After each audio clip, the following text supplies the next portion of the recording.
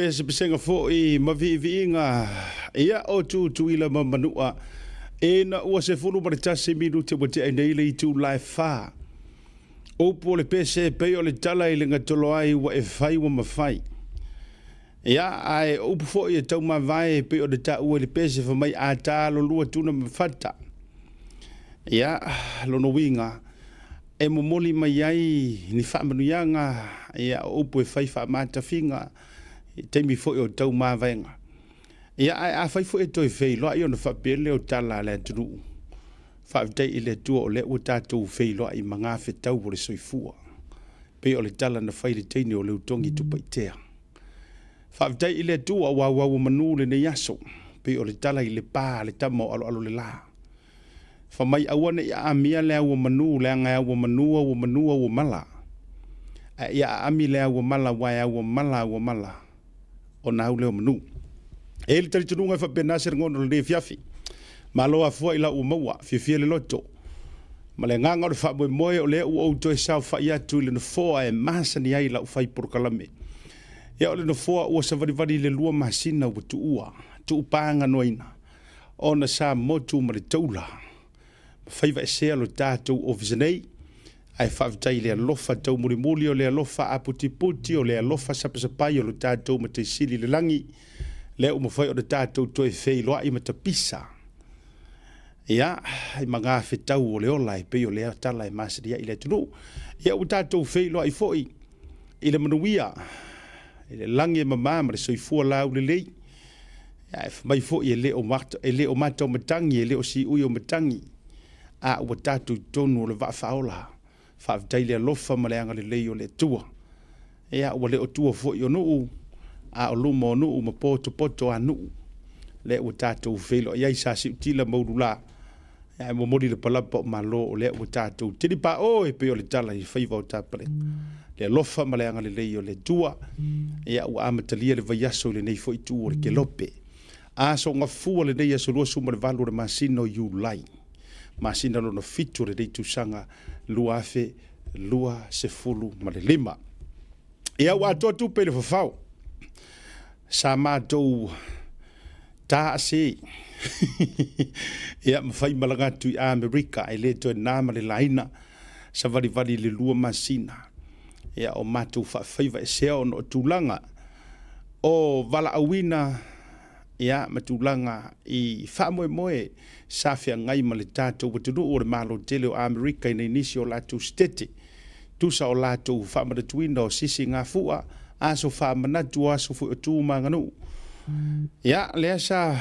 whai malanga tuai a ese lea lofa o le tua awa o nei ona po a whemalanga i tātou i lungo valele wha mai upu e masania i lea tunu o tuunga mau le elia oe a wafo e mafua ona whaile tala i fōlonga nei o tuunga mau e le elia i lungo le ea manungo le sami wa a o ina tutupu ni pe fea masatia ni fōlonga ia ele elia langi ku nga mau ele ki nga inga fu ele ku nga mau va tur fa fo mau asa mo ia wafo e tuunga mau le me pa i va ioi a fatia masoua ia masatia ia e fa fika ia ai ko su e ku pe ona to sila ma fa fo ngai nei ona po le ia le to su e tu la u kanga ka fu io su e mai ia fa la vela vu tupu mo mai ni nai tu lo tino ma vang a le tele la ia tu mo le la ngai le na fa mai upu a o fa nga malanga fa pe ia tu nga maula vai le elia ai ona o le tau tai mata pala ai ona o lo ia se tau tai poto ese mai pai laki ese mai ka pekengi o va a o le tau tai o ia lea o Yesu o ia o le whaamatu o tau tai e a fuai o na tau tai iae ni fōlaunga whapeleo asia tere nei e fiafi tau tai iae pe o le ingo o le tātou purukalame ua lawi loa ai e le lalolangi atoa tau tai iae whaiva o le tātou watinu ure nei aso talofa iei nisi wa le ae o lātou whaiva ono le malanga le maliu ma le oti po le alava le tu ai ngā awala na o ai le oti ma le vala au le tua o nisi fo tu langa i fa le velave bai le o maliu uma o ngi vala au le tua e sa ola utala e ia vala au le tua e fo i le o ngi vala au le tua o le vala au kanga ka ma fa kamala ai e wila e nisi le o tau te ia e favor manuia le time ia fa me se le nga le tua tu langa fo i le nei fiafi ia ma le amatali o le proklame e se afo ila ta fai proklame mai atu nu e se atu e se fo ilo te sauta te toe sau fai atu lo ta lava malai o ta masani fa talo fale mo fo lo fatu pa ia ma wolu ngo se tato tu o lo talia le tatu fa tel tel noanga kolosi sa mo ma le sunga le la auli le mali toa te lo toe o se minute o le lava na fatulanga mai o le amatanga la volitato por kalame o le amu mai se ava no sunga la ule mali to ia se i fai ia ngai fisili te lo lai le o toi mamawa a o fitau i lava nei panga no se i fai tu isa o fa ta lofa masau fa fei lo io se fa tu lima melea pa ia o samoa ia io na tafa te tele sunu ia fa ala fale pe o le tale ma vaenga nei pulotu ia pe fo le tala le mavaenga na fai e le teino na fanua ia tu pa i matau ili ina ua oe sa ili ia matali le whaatangi mai o tū mua foi ia i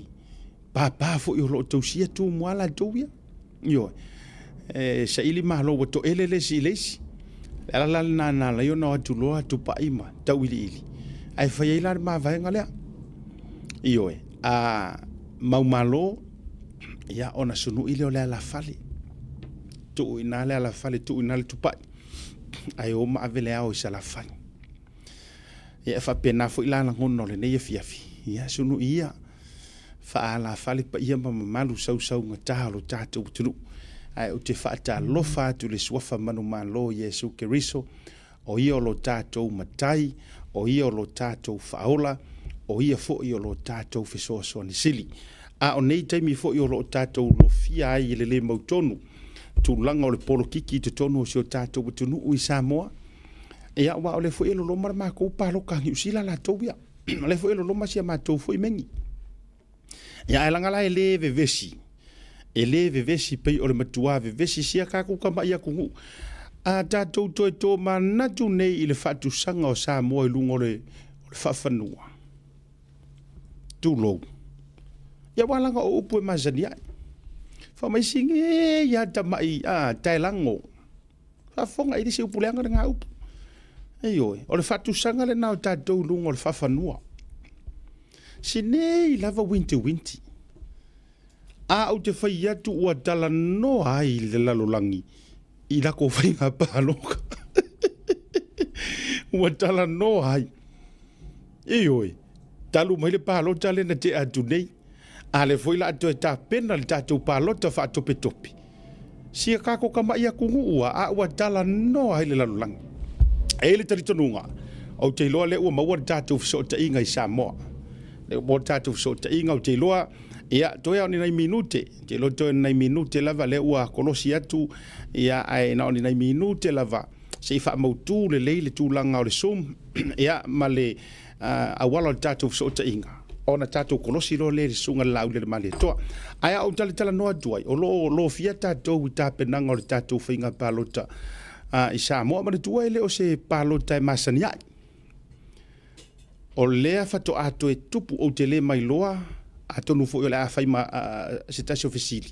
E fesili sunga lau le male toa pe a to ai tonu ulo na sai lungo le tātou sum. Po anga whianga ngā kaile kua i ngā whainga lea. Man tofu i tau tele o alu le i le tātou au wala sa o le whainga pāloka o le tātou whainga pālota sa o le tausanga fōu. Tausanga fōu. Alanga o le ua kako wosor kam whafua se. Ia mana e whailala ngā whafisiri wa te reo mautonu fo e au poana whea na ngata mai to ngā kamai o le tātou alu whapeo lea snap election. Ia po lea emergency election. O le ala marka unga e ka ua e pule har kamalo makua paule me ua e sirfia mo uloa. Wa le o ngā kasi ka kou le tātou paro te tele pe o na loloma. Amon more misa signo mai pe a whapea seki mai o le already tātou. Mo le tātou kolosi atu i Samoa. Ia, te rolo whailo mai sunga ia misa. O le ala ua, te loa la tātou kolosi. Ia, ile rei fui vanga la fiafio la tu e whau nisi o tātou whasoa lau tele. Ai se o tātou kolosi o na e le fuafuanga e au iai. Le sunga la au le mali e doi le tā o le ono le fiafi le teimia Samoa. Ma fuanga la le o la tātou vave a whaeloa. Ia si wha whaeloa ia le sunga le te fono o ia fo o le te tai. O le vaenga whai le whatua tua i le tua Samoa ua tasi. A wafo i le toe tau mo whai atu le nei whainga pālota. Talofa mo wholofa antu. A fio mai amatala mai o au. E lau sunga le lau le mali e toa. Pola te vau le watea Schmidt. Ia e lunga o le tātou purukalame. Ia ua whai fo isi umi. Ai whaavitai le lofa o le tua. Ia mapu mai ai whala matu. A wale nā vai aso sa fita i tunga le moteli se la whai. A fio mai amatala mai au lunga o le tātou purukalame le tauta. Ia ma lor se fo munuia. Patalo fatu le ngang whalolo asiata. Ia, ai mai se foi le mai mota po mai isi tātou tanu. Nei foi tula le tiafi ma le whawa wino le purukalame tāua le tauta iai. Patalo fatu le ngang whalolo Samoa. Ia ele paia ma le mamalu mawalunga si tātou tanu i ona tulanga whalupe. Samoa nei, ai mai se foi tāpua i mamai. Samoa umolo lalampa pao ia tunu mamao. Paftai le tua ia umovoni lau lau tau tātou te whilo iai. Ia wha moe ngō tu maule lofa malanga le lei. Nan tau singa mo tātou uma. Ma lor se fu manuia siata a tala whatua vai se ngā fo i le whilo ai. Ma lor se fua. Ia, langi e mamamare se fua manuia i lau. Sunga lau le mali e dola u fionga le te fono. Ia, o le tai foi. Ia, o le vanga whai le whatua tua i le tua sabo utasi. O le atau loa ona o te mauti noa iei lo tu no i le isi tolu sfuru fasun minute muri ane. A la si tau loi de ta whaafisiri. O le ua mahe ala mo tele isa la whai. Au mai ala whato whala inga. I sau sila wha le taitai. E a mai le taamiru sanga le motu. O a mai le motu. Ai mai se sa e ka amiro mua ai le isi koru whakau sanga karuai. Lea ua e toi taamilo le motu. A mai e se whato whala inga lau sunga lau le mali toa. Ia, whaftai a siata. O te loa le nasa mai mai siata tua tunu. E te loa le ia sesi le o maua penga te wha i langi. E me se foi taulu manga na mātou wasa ai le a se singa man whelo inga ia pule atoa i le lupa yaso. Ia e langona le nganga whaftai, le nganga whangai tia ona o le sangi fia e me se fole tari wala au o si o tātou motu. Luas furi tu malo, luas furi whelo inga. Mai te lelo na tūlanga si tia na ilo le mesa iei po i le lua whelu su tasi. O nei tele fo i alu tau whawhi tau li o le neisa valinga. Mai o le tu tau ua na i le matango fio whelo inga nei. Ina ia wha manino ia e meise fo le tūlanga le wha malamalama ino le tele o tau pusa fia wha malamalama i su tātou tunu. Ai lau mai tau o se teimi tau ua tele. Tau ua tele e wale si la fia e se tātou tunu le mewa te iau whata tope ai whape nel tātou pe ngā pānota. Ia e meise fo, ia. Ona ua le masino se upu. Ona e whai fo i o whamatalanga lea o te tau mwhai ia ue watu eile itola au al whatu atu eile to sa mo o tasi lavai. Ia e se fo le mau o lesi au li i lesa whasolo mai le spito. O le tu ta uala, ole feiloai fia alo ia. So e al watu lava ia te au nil te tai. Ia e mai se fo i le sila mai ma le mai mo mai. E lei o le aua o atu i savai. E le o te alo fia se si mea. E sila fai, fata mali, fafsanga. O le tuta ua le na, a le au te lenga. Manuia me uma. Manuia me uma i lo ulangona malau ba ai. I le tūlanga sa iei mua ma le tūlanga le o matou toe atu ai nei. Malo whaftai tele lau sunga lau le mali tō me tūlanga ole. O le tele o isi a fioanga sao tō wasia i le roadshow o tōna i atu, i le paia inga o tōna i atu. E pei o le tele lava sa tau wa mō sa le ili lifa le tele o nisi o fioanga i le pule. A o le hase suinga ma se vainga o le fuise la ngona o lau sunga le teitai. O nu o ma toi tito i tū malo umalen tō wa fea ua iai a koa le sao whainga le pule. A lii ma tūla toa o whai upu o le ua a toa uma puru whangota. O ni vaenga sa tau nau ai mua. A le ua iai o lala ngona o lau sunga. E le wha mau popo ai maise o le ua iai le malo si anga. A e whai upu o le nuu mai la tue whaia. Fo ile le whai unga ma tō whinga ai maise fo le teita ingo tono nuu. O le ua iai a toa i lalo vang wha upu whai. Ia o le tu sili na tu mati la il malanga le nei. Ona e tolu i tu malo sa le yengi sui o le fatu tu ile tu sa mo utasi. Ile no fo inga le na umane. Ai o le savalinga le nei. Luas fulu tu malo sa va. Ia luas fulu sui. Fatu o le fatu tu ile tu sa mo utasi. Ma e matua i atangia le leile tu langa o le fatalitali mai. Atangia le tu langa o le sangi. Fia e wha ori mai. Ma e iei teimi sa iei tūlanga ia so ia o na tūlanga lava o le pato atau whatu bang whawhai. A o teimi nei, ia, nasa sisira mai lava le tunu uma le ngasolo atu. Ua au whanga poto uma. I tu malo, te tasi. Ia me se foi le puru mamalu ari, foi pule. Te nane le saufa inga tina fo infaltu matausi. E se le tūlanga e o foi lava i ato walom whana. Ele i se si whapena na le iai ta le tūlanga sili ma le tāua ia o le whanga e tia tūlanga o a inga ma tapa au ia taina ne fo i whale o polo o tō whinga e wa atoa uma ma malu sā o e malu eile tū malo ai lava le awa sina o le malu ari whai pule sa whai ngati nā o ia tātou whana pele Malo whaftai. O se ia ofisili e tuai uma tāhoi policies. E ia ofisili e whiolona ia ofisili e tūlanga i policies ma tātou manulou tīma vaenga fwilele o loo fuafua mo le tūla i mai o le vanga whaupwhai. A o le sile ofisili walau mangu ia mai kele mai tustusinga tustala mai Samoa observer alanganta i lea o whaatalitala noa ngā li teitai o li tuangai. O lea whea i pasi. Pasi o loo whai malanga haile vanga whaupwhai. Ai le leilo ofisili sa o atu o le tātou purkalame fo e tu sa o atu lava i lawa e se sira fio whaila usunga la ulel marito. Se whaisa usa unga ngai pasi e pisa mai kuila e pama.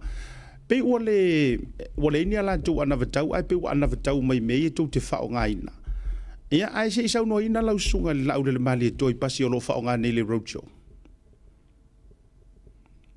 ia o pasi nei le malo asiata o pasi na mai teimi o le tātou fontanga o i le seats e o atu lai tu tonu ia le vaenga whai o le fast wa levan tatitia ma ua ngā i tūlanga leanga sa ia i vaiteli ia o le tau mwhainga la le company vo le sa tau mwhai ia mai ia le ba le tu sa o le no mai Samoa o le company na la tu fatala no ina le tau veina wa tele na fa le tonu ta bale ia le ala na laina mafua na faile ia inga male malo la tu te tau veina ta vale ia ma avelo tau faisi ai wala fa sa ina le tele o mea nga wana o fa yampa ta tia ava wa levan tau fa tau le tau le man na o inisi ia sa lo company le fa ta si mar company agi Craig ave fatasi uma pasi nei su fitu e pesu varu pasi na ave ia o company la le na tamu faia vale o company le na le na haya mai ai pasi lua le sa fa nga travel folks ia o le la na leina mai pai uma labeling ma branding ia o le la e lisi ma haya le taimi nei fa nga fa year campaign i fa so loitu langa o le malanga e se lava pasi la sa ave o ya eki au pasi ai e lua le sa ave company le ale pa le tu sa ia le sa o tal sanga ia ia la to e ona company e pen fina fa nga mo nei time ma lo fa dai le la o manino le mantore vai ia ile tu langa o le fa nga ina ia wai langa i taua e fo le time fa fo nga tau pole tu fo ile au lango matu langa uma ai fa dai ia o le o manino la le mantore vai le sia faina o tūlanga o loo uia lava au wala i te tau ona uia a wale whatau nui no le wha lau i loa o le atau atu wha mole lau sunga lau le mali toa o lau wha whesiri mai le ano a i o tātou manu lau tipo o tātou policies ma vaenga uma pe ato tūla i maile o le ase policy na e mai taua i le ta milonga i sa la whai e matua o ai loto le to tele mai o se to tele fo ia te mai tua e matua sangi mai ai can't wait ile time e to fa wa wai pe execute ai pe fa ta dia ile fa ngo le manuloti o ani vai nga na e mai tua e lau sunga le tai nga o nga ka wa makua lau io e fe e tangata matula ngo sala fai wa te tau na fa tau nu me em fe na fa so mai ia o te loa o le ploketi lava le nei sa fola le matanga lua filusu tasi o le ploketi o le atina ino a inga manui al tato ploketi miliona ta la ma e le o toe na tia le tūlanga o le sa tau mawhai ai e le te tau ona toe tawhia le nei atina o le ploketi neu whae ngoina o le ploketi o le nei au nā tupulanga ia o si tia mai e le tasiri miliona i le 2 miliona ta la moitu malo e whaanga io e ia lato atina o mau wha vai mapine wha mai e re mawhai in tue ta fia me le asiat o na ua matua si tia mau alunga i le tatou ta mau aima Tātou atu i te tonu, ia le tasi tesi ma le 5 piliona le tātou tamau ai. O temire nei lo usi itia le 3 piliona.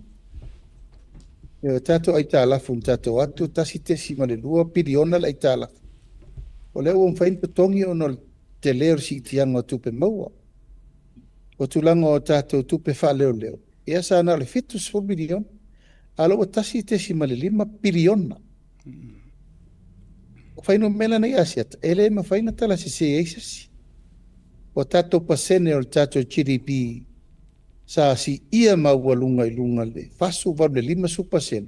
O le mwhainto e whaisa i tāla fo le tunu.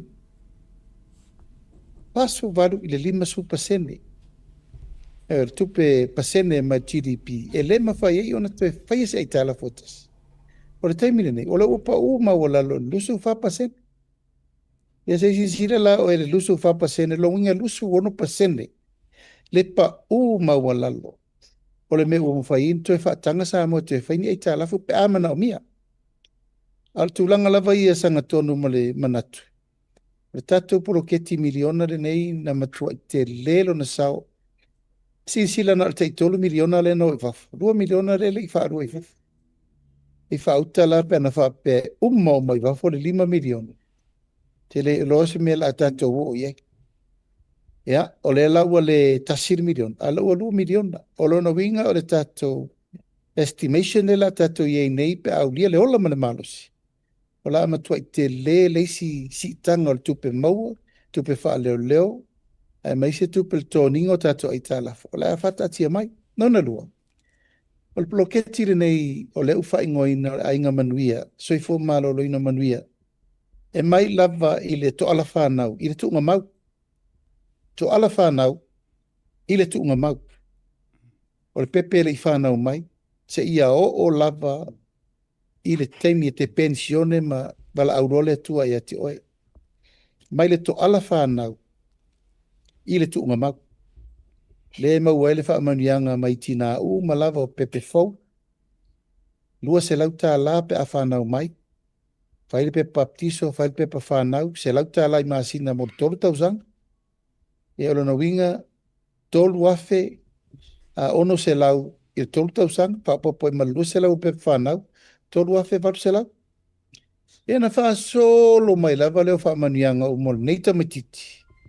Mai le aonga whataita, i aonga tūlanga lua, saule kolisi, saule universite, saule whai ngalueng, saule whai o lana pisinisi, e tau nuu i lana pensione. Ua wa ai uma mai alta mai titile mai le iwa maasina le manawa o tina. E tau i le fitus fulu tau sanga o lona soifua. E mawaila na 5 se lau tāla le maasina. Ono su tau sanga, tolu se lau tāla le maasina. Tai lua vai aso matala.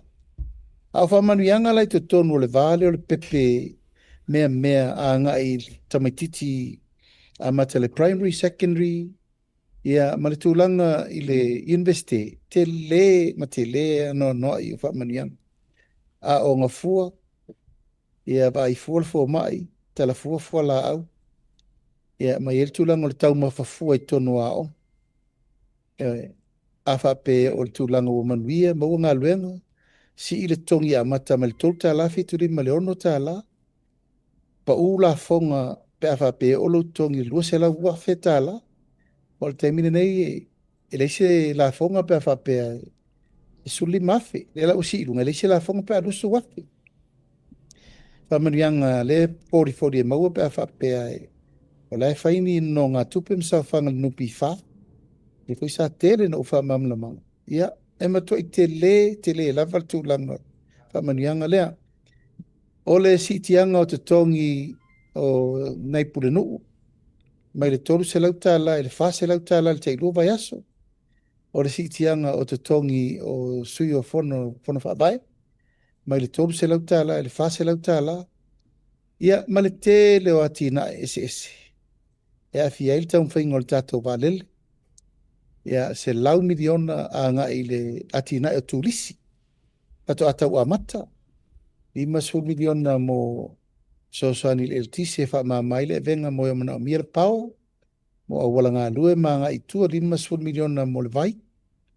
Ia, 5 miliona mo atina e whātoanga whainga whaiva ese mai poloketi miliona.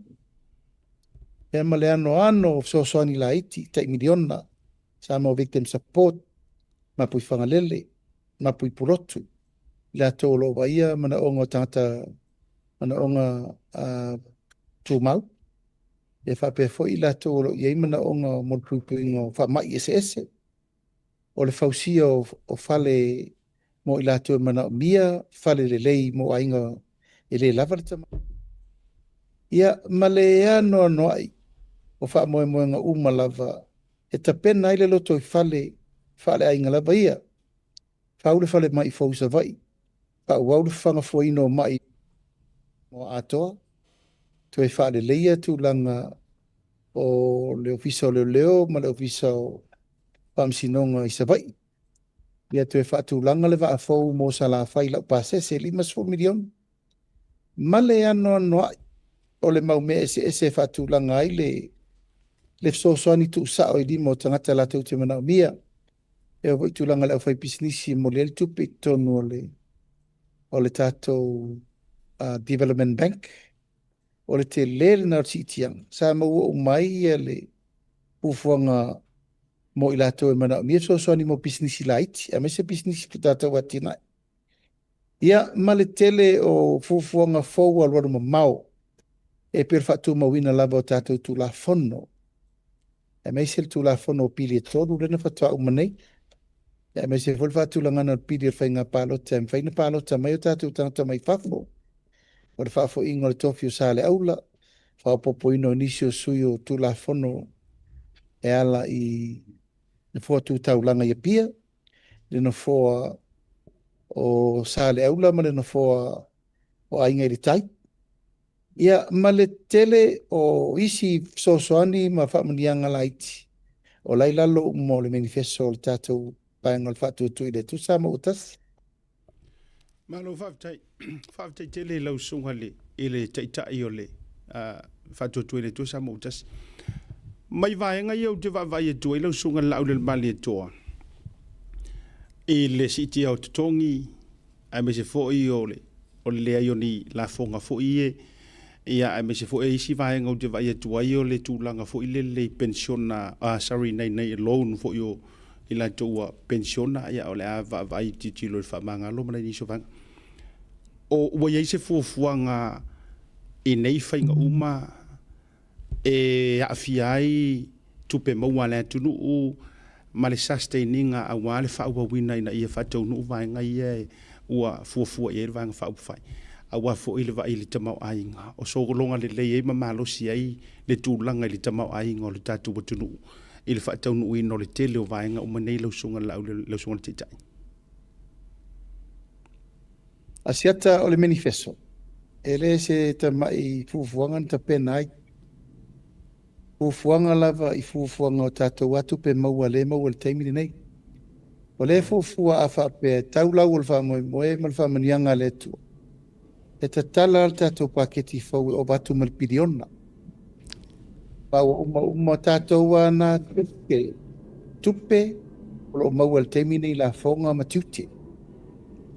La fatu peina umo isi atina e fau ia sau wha malaulau atu le vaa lele e ma atina e tai se lau miliona, tai 5 se lau miliona, ma tai miliona. E fitu se lau miliona le tupe fau. E tupe lana o lo sa ili mai lalo fa manuianga o le la mau mal fa ta valengo te ma ainga per tato mele ile tulanga tupe fo il tato miliona 2 miliona le ufai o le si itia o le GDP ma le si itia o le tama ainga le tunu e te le so soani e mau mai e fa tupe nai uma tato mene tupe fo voile no ta ua isi tato wati na e o lele tango fia la vel malo o le mana o mia whaatulanga o tula fono. E mantua fo ele mele sa o whaiatul kasa kaponi. Ena na a i sesi o le itua ngai po i sesi i fia fesiri le mele na. E ana o maile si wha mamla matiti. O wale natupe. O le levanta tia le wha o ngana. O te le lopo le almena leina le whaia. Ai o le tūlanga ma le vai mama. O le ta atia e o maile so. Le aise me tasi o whaia iai. Te le lopo le mamusu e whai po le loa whai. leu tātou tā pena i le nā fo i tupe te le so soani le kasa ka poni le mo mai lungo tātou forestry e matulanga i mo i tupe fo so soani le tinga engo le tunu o isi atina e fo e mo wai tātou tupe mo wai ala company va le vo le na fai atu nei le na mai a be tasi te sima le 5 i le 2 miliona le malanga tasi non winga a lu a fa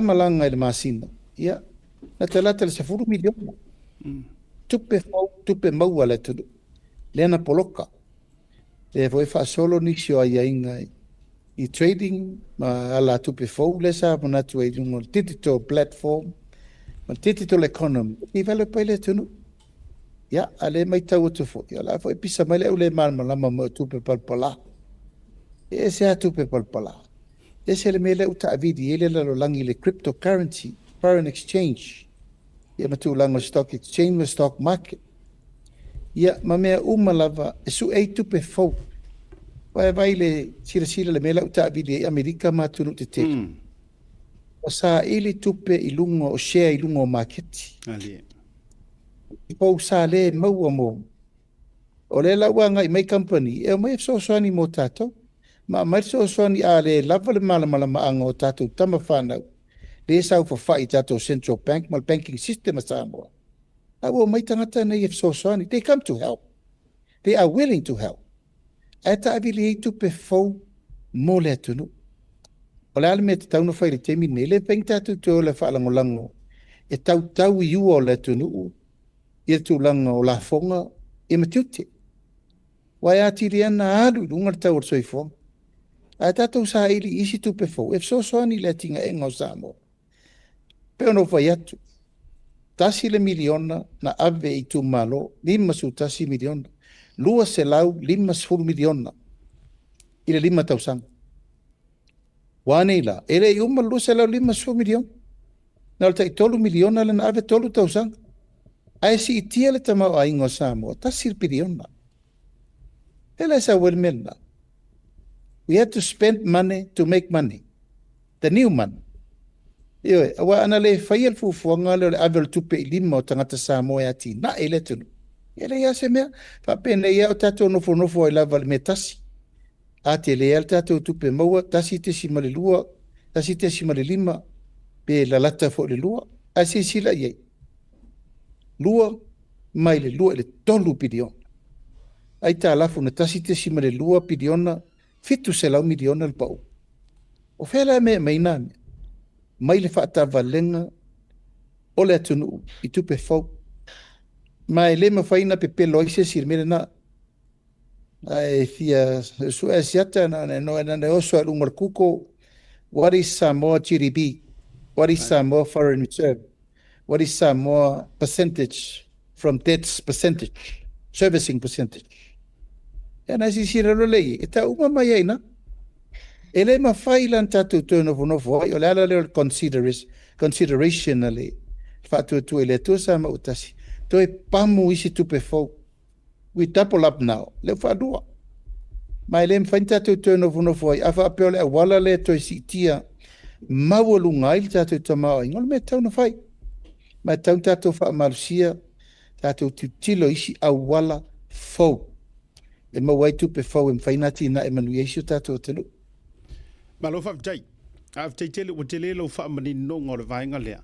Telo fo yo le aleise no fo popo lea yo ila tau o le atape na male tatou atunu o e fili male tonu vaenga whaupwhai.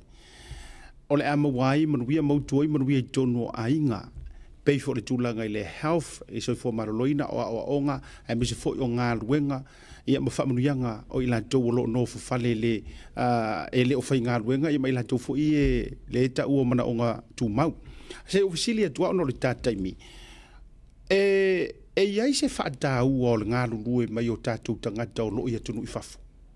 Peila o ta o i la tau o lo whaamau popoa Samoa ma i kulupu fo i nei i fast supporters ma ma le una ino nei tangata e iso la tau tāua e ngā lulue ai mo Samoa.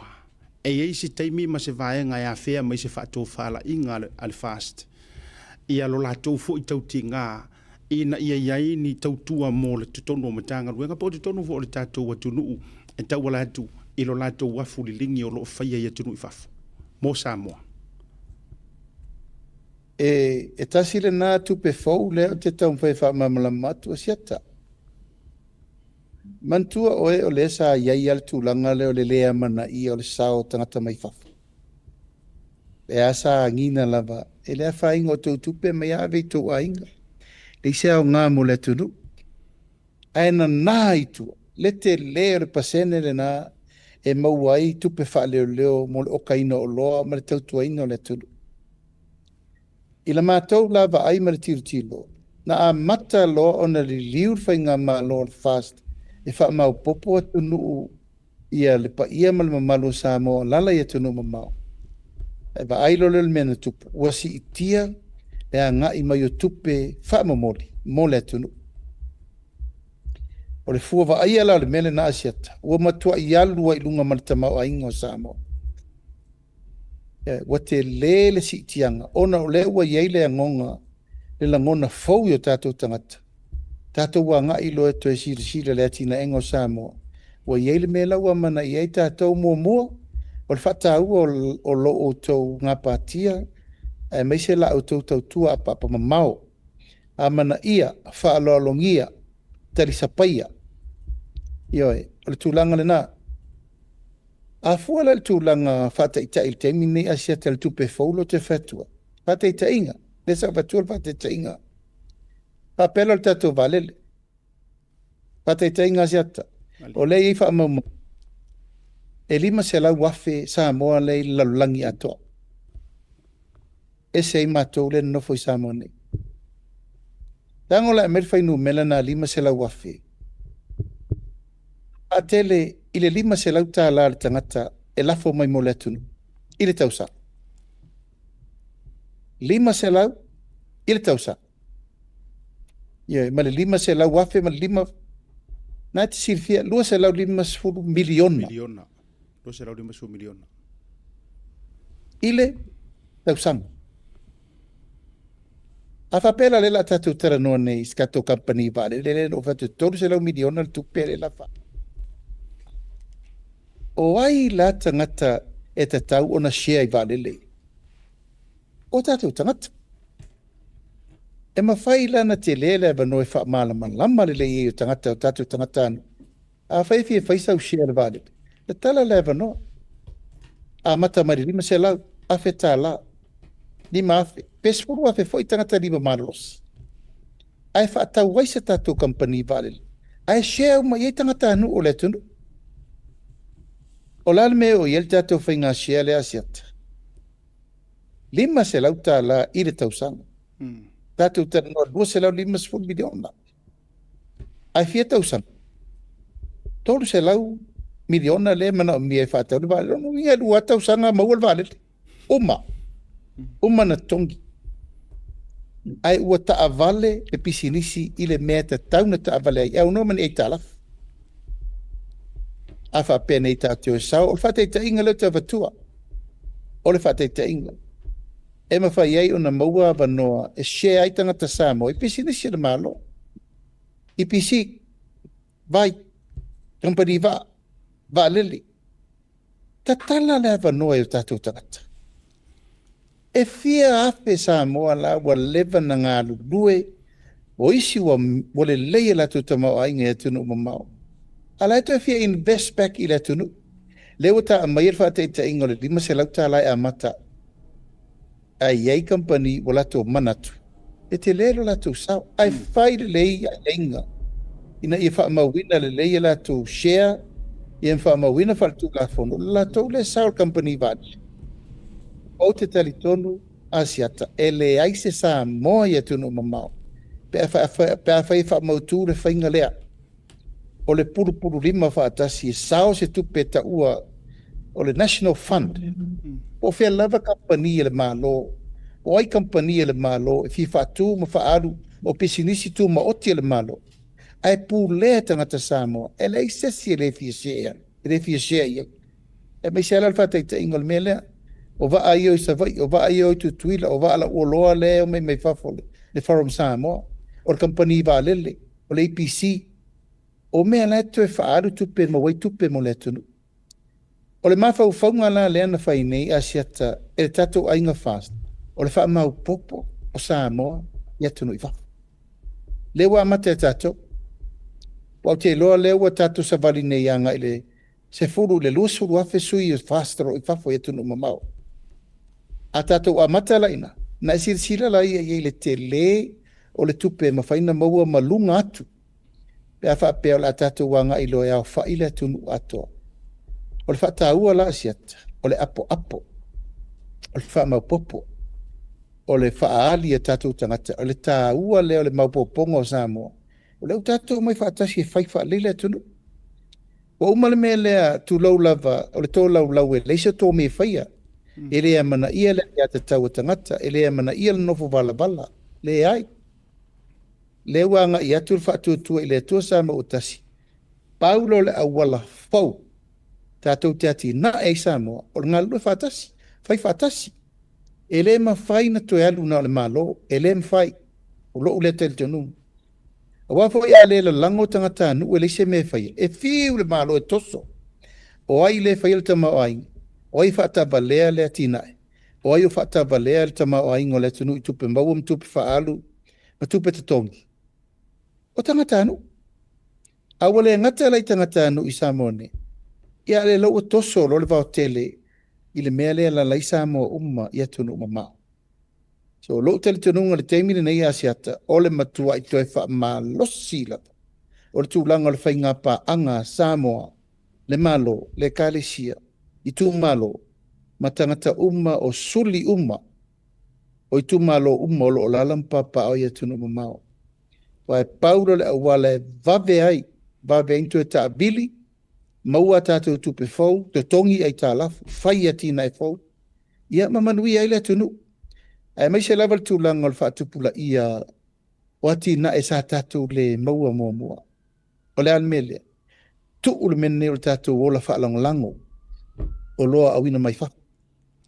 Taun tātou tiro tātou fauni tātou whalewhasi manu i nei, faun tātou whalewhasi moa i nei, fain tātou whale ia i nei, export tatu me nei ave ia tunu mamao te te lele tatu ngata i fale peita na no mai ava te tele atunu ia ole ia tu i container mala i sila tatu container moa ma me umale tatu te feola i le tunu Petrus furu container fasu futu moa le tau mafa i sa mo masina e si sila te leo le natupe ale lava mo lava no e whaia i ati na e moa, le lata mai tutuila, to ke lau tonga, ia ni we, mai si atunu e whaina wha tupula i aile whale moa tele le fufua.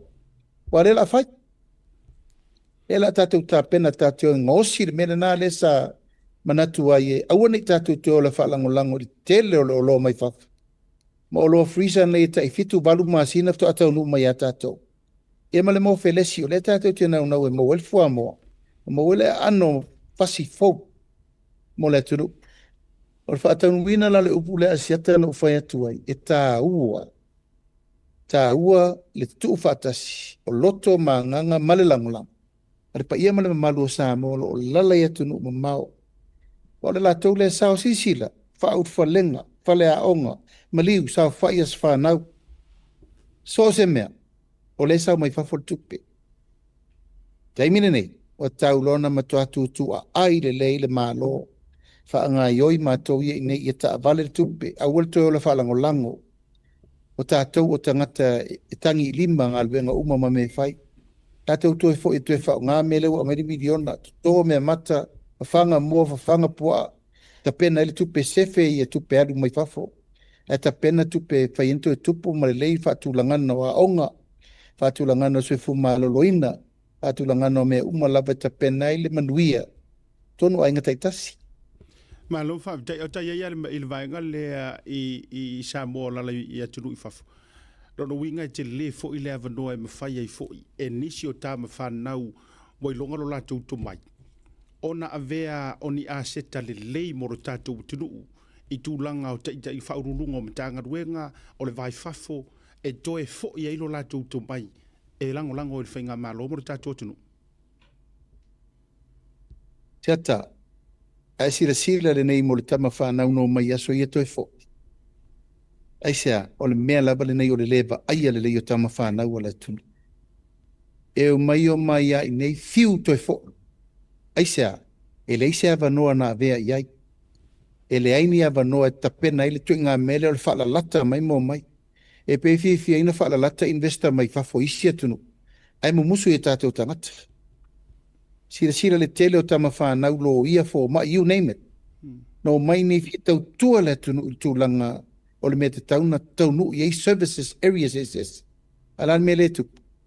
Pe ia me le tau fufudu atu te mire nei. Ta ulo mea le malo ia me fai tele. E whatau tala. I rei popoli. A o le anganga mal wha maon. E te tali tonu i ei tama whanau o le tunu. Toi fia fo i mai. Ma o le anganga moni na e le na o tangata fo i o isi atunu ua maua tupe. Ma tua i tele tangata ata mamai, ma tangata ua manuia la tu tau mawhainga asiata leo teilo. E te lelo leva no e toi tuu i ei mo la tau e toi fo. They're coming back home. Ale anganga le na tatala leva no. Ave iei wha manuianga mo ngai aia inga ma mea umma. Wha whaingo fie in wha tau nua la tau pisinisi ma mea inei. Ale tele le no mai. E pefe ko aima le papaku. Aisa, e le o fua le leile au wala e o mai e tangata. Le o tue fo i mai le mea na hoa i sa iri malo. A le o tue fo i mai la tau e o mai patu langa se manuia mo nei o la to ainga. A si le manuia le malo ma le tunu. Malo fa te jero peto luone o fa siri langa o te loe no fo ai olo nai ai fai ngā lotu fa tu langa i no le fia fi ai ono se lao lao le lei ua maua malau sunga. O la ofisili e lua ai fisili fai u, siri mua. O le mele te vavai e tua i le maingo ana vatau ale fu e tamino mai le HRPP la tau sa le itari tonu ia mea.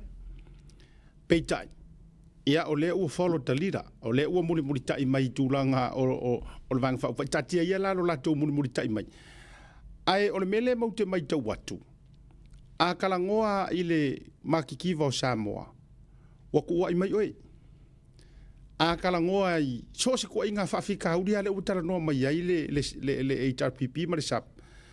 E li wha sa ngā ka inga i e rua e play mai lau sunga. A o le mātou te whiu e tau mate se tau sanga na i pale mi ai.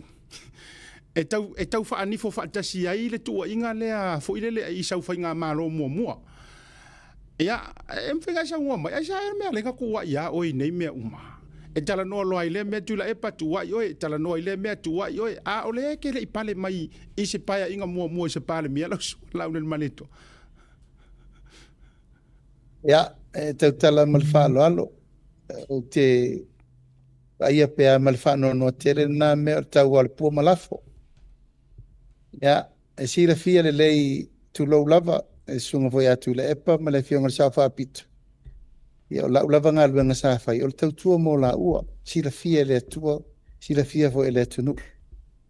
Ia, le walu tau lumanga o la taita inga ma mea uma, ia a wha le tonu, ia na lafo mai le e ta, ai ale lei, wa ave la ua. O le lava e tali a lalo pea le wha moe a siata. Le iso manatu i se si tu, o upu matala ma mea nei tua ia mai ia i le tūlanga o le mativa ma mea uma le tunu. Se le tau whai atu. Ne te iwa whapea wata whaia vi inga ma mea uma. O mea uma sana nau, tau wala au, sila le tunu e whaatino, ai le whaia. Ia le lau tutupu isi o onga, ia le utu wai mai, o tele i whaia ni whai ungoni me te tele. O a uia wana o seu, o na sa whaatino ma ta pena mea uma. Al whaatau nunga, o la sai o la to ao lapa. Mai, ale me masani lava, e re whapea o whaatu nei wo, tau le pua malafo, le ai. Na e mana malama le si whanga ale tatu o tunu uma mea umolo tutupu, mea malava mai le amatanga. Ioe, ia e pe e whapea na lava tu langa o tua inga vodi nei, teimi male wha moe o anawa tau o tau whasolo. Pisa fo i, te mene o mea pālangi, awale whaia. Ia o mea fau, e awane i ofo i tu malo i le masani e le atunu. Ana le ai le fast, e le fafo la le fala fa peo Samoa. E le to e tauna to e feito o ta sia le malo se tonu. O le ua fafo la le fala le atunu. E au manong i se whainga fau, e tau tuai le tātou atunu. Ao lau mauma mea umolo ta pena, ia, wa tua ia nao o mai whainga whiwhiringa le tunu. Wa umi le taimi, wa le toi iai lava seisi la asanga o seisi upu le lei, wana o le tau o le pua malafo. A fufuanga ma mea umo le wha solo atu, ia, o la siri fia sa mo, o le tau ta tala atu i me te tau na whai, ma me wa leva na te tau na whai mo le tunu. Peitai, ia, o le tūlanga le nā, e leise si me alofanga ina alfa le angal me la usai. Iau yo lea, o lo ta ia lalo pea, ma tala malu le ta upu. Ina ia tau lava lau alfa moe moe le tue whaasanga fo i sai po sifo. I stay focus.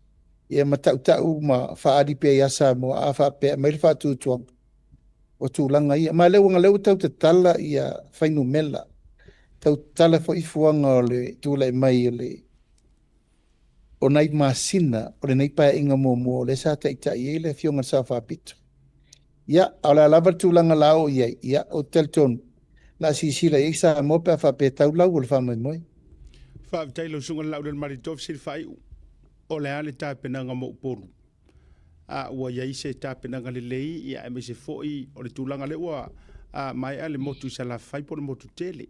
Ia, ua tāpena le vanga whai e whaatiri foi mo le ae, a wale whaasopoli o uporu. Sau no ia lau sunga te tai. O le batu fasi silanga nei o le ua matala campo pot. O e nei le maota le ua matou pe loa i umai ma le lima su tasi tu malo. O le ua tapena le ua toe nai minute fai le lotu. Ea tapena i loa le savalinga e mate a fale ata tasi lua tolu tai au e fiati. Ia whaasoro le se e toe ta liu mai le isi pitol matamatangi. Tau no mai foi fale vai maunga, a ua tāpena. O le tāpenanga lava sa tāpena mo salafai. Tāpenanga foi nā leu tāpena wha marmalama. E le aia sesi me siri asiata na ilo le nei, ia mala malama sa moa. A wa a manino le matole vai. Ia watoa fo le tai. Wa u manisi upo, manisi tala, manisi wha matalanga, manisi mau folanga o fai. O fesa ia mea fasu tau sanga tak mai. La me ufa o Sofia i reo tu e pisa ma fai meo la tufa le a. La fai lau awara lau papa i savai. La fai le tano o i whangaloa. Tato oi fai mo meu tato mo fai ne fai ni tengi. Ma le tamau a ingo le tunu. Ai tau ta tala lava fai nu mela pono fai atu. La fai nu mela. Wa pa ua i ta lafu. Mai le tasi tesi ma le lua piliona i le fitu se lau miliona. Si il tamau a inga i le tolu piliona. Ma ua tupe wha leo i le tasi tesi ma le 5 piliona i le 2 piliona. Fela sa oi mena. Wa lava le tali le na. Mai le nei fast food tau sanga o le fatu au o sa moa i se tasi le piliona lana talo tupe. Fela sa oi mena. Mai fufuanga o le sa fata vale atu. E leila se semfaina tala pelo le mena na. Sila ma va ili taun unga. A lela ua tapol ap. Ya o le tapenanga. Tapena lava tulanga siri na le lei. O te loa i malama fina ngalo o e whair filinga. Ya to ai mal falangolango lava ili mana o le etua. So soani mo le taun whainga. O le tapenanga i le umatu tapena. O le whaifolitonga la wapinga. Mai tasire na suinga te le mai pae inga tuai. Pae inga nei. O le pae inga tuai. Le na le la fa umane. Ato amato toanga la wapia ina wa mawal whainga malo. Al mele wat. O le umato to la wapi 5 su tasi tu malo. Ai le whainga palota. O se la sanga siri na nantaua mole maupoponga. Tu fatasi, koleni fatasi, mati fatasi, tu alalo fatasi, pe muru wai fatasi, fai lotu fatasi, tatalo fatasi, ana pongi fatasi. Ina ia tau lau o le whamoe moe. Mai leise masa salo asiata, i lava upo e masani no fai, ma tau te le tāpena ina se me wha le tonu mo le tonu. Ai maise. Ole no fo inga ne no fo inga ta uyo lea mai le tua le si la sanga ma le si tu le tanta pena le ma ta pena la vel tu langa ta pena mo te mi fa le ton nei me ane mulinga nisi whale tonu na il no fo ingal nei nisi whale tonu fo di mai. E wa leo mato vavai atu. Ia ua mato atu whatasi uma. E anga e whasanga tahu mai. Ia ua pole. O mau pēr tō vai. Ia mautu langa uma. Ono le sa ilinga o le manuia o Samoa. E se whatu langana o le ami o tonu ina i manuia si o tātou atanu. Whaafitai lau sunga lau le male tola u fionga le teita i o le vang whai le whaatua tua le tua Samoa. Tasi sau noanga whai tā mawai ai. Ia awa loa tu fo i mo le wha sopoli o upolu. Ia i wha i loa ma le wha talitala noina le wha mne noina. Ia vaenga uwana loa tu whinga palo tala sunga le teita. Whaafitai a siata, mori le ngang whaafitai tele le tātou porkalame le tautai ia. E lava porkalame ma meua, ma wai fo i lava noa e si le fia i Samoa umma. Wha moe moe o lo ta pena atu nei. Au Samoa umma lava, wha nga masani, whaafitai talo, whaafitai tāpuai. Whaafitai fo i lo tu walofa tuai. Mo Samoa, e silta un whainga o whainei. E le tu lafo ia le tua si o tātou tanu. God will never leave us forsake. Samoa will always be around God, and God will always be around Samoa. O lo una te tanu, e le tu lafo ia tātou. I hui lava na pisa matau wemu le. Fu o le nu o le tua ia. Tātou na whatu tuanga. O le tua mo Samoa mo le tua. O le tātou teritonunga le nā whātua tua i le tua Samoa o tasi. O le tātou malosi le nā, o le tātou marua papa le nā. O mai le tua e whai mapine o mea uma ne whasolo. Ina ia mata tau tangata uma e whai ala mi o tonu. Whai ala wha maoni mo lona malo. Ai whaatai atu le mai mo maisi o tātou atanu i tā whai fio le rarulangi. Pea lava o mo melni whaasisilanga whaatai lo tu talo ma lau tu tā poi mai. Lo o manu iei whaiva wale tā penanga. Whapea fwoi Samoa nei. Tu malo uma si tātou atanu. Lalam papa au tā whai fio le rarulangi. Ia, o lela amata tae au le tā o le whale fiafi. Le road show mo mua por whelo inga mo mua ma whale ata mo mua ma le tolu. So o ele ma le tātou tu malo sa nganga mo mua. I le itu lai tasi le wauli, i whale ula. I loto ao le kakasa me lo suolito ina whatonu. I whakasa i whale ula, tau le tasi tai au. E la tātou whelo i le tai au le solulu. Pea mai atu i a tai au i a whale ata tasi lua ma le tolu. Ia, manuia le whasau sau ngā Samoa nei tūla le fiafi. Mātou talo ma lo fatu si tein fwoi siaso tātou whelo i whanua. Ia, manuia fo i ngā luenga i whiau matiute ma mea umoro o whenga i wale wala wina. Manuia fo i le tāpua inga. Ta mā matina, mai se tei umo e kāre si ke wisiano i Samoa. E lato whaiva wano no ngā manu. Ia, manuia fo i tāpua inga i Samoa nei. Malu whaale malo. Ia, malu whaale tunu utaina nei. Malu whaale talalere. Ia, manuia nei fiafi a siata. Ma lol malang manuia whaatai le tua ua. Te fo i atu whainga malang. Ia ole aua wa i umatu. Tatou suita wa. Amata tai au ale u tamua. Ia, na batu mala i amata tua i salafai. Pasale le anganu mele tasi. Duas fule u umana whai road show. E la atu mai dungo al polkalame. Whaisela tutala. Ia le la wha solo utu mua nei. Ia, mai mo mai pele. Tulango la fa soreta to felo inga manu mai tu malo ai fa tai mo lo wa vanoa nga le la talte me mato tapo inga la fiafi ai tato felo pero fa matu tato fisa male yo nga fui mono ia mo di fa malo mo fa tele lo su fa tele lava fa tai mo tato wa vanoa mo le tu foi fa manu yanga ole a so ningo finga lo tu de vanga ole fiafi va fa fai. E me susio tātou utunu, marutia me tapu au ina ile loforo tātou utua, tā whātou whāmura nei vanga o le fiafi soifua mai manuia. Soifua mai manuia. Lo fatu. Lo fatu. Ia, ore na ua mai ale, ore kamua lea o le tātou whātou tua ile tua sa mo utasi. Ia, mo le whaasolonga o tātou whaalawi loa, o manulouti, o tā penanga, ale sui la vaia. E le ngatala o le tāpenanga mō le whaamarutele o le whaatuatua i le tua sa mo utasi, lea ua fofola ai e le sunga lau le mali toa le whala. O le whala wa lewa na fofola.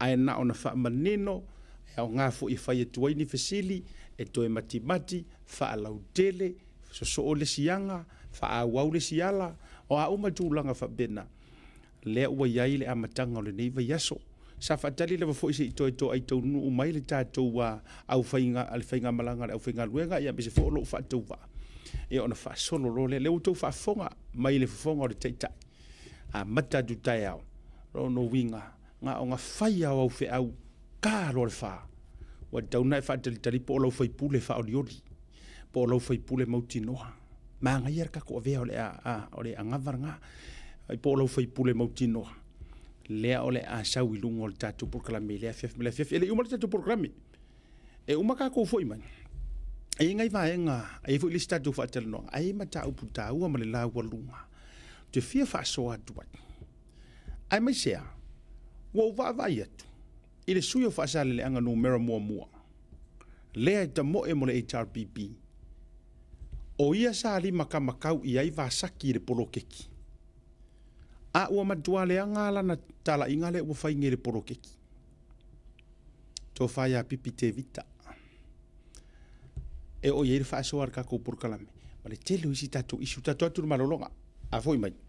Fa o tato porkalame le tau te ia ne vanga le fiafi. SMI.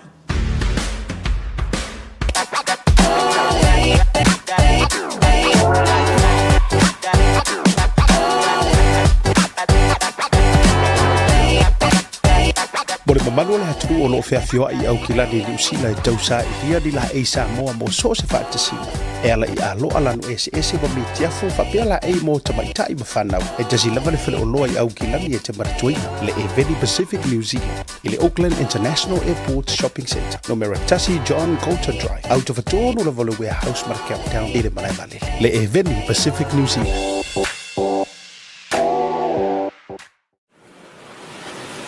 Au nanga vave, to e whaatu tuaina. A wale la foina o la container, po so se wha muhodi e wa inga I Samoa. Whafsota iwa awao I le o iwa, tolu iwa tasi, lima iwa, tolu tasi.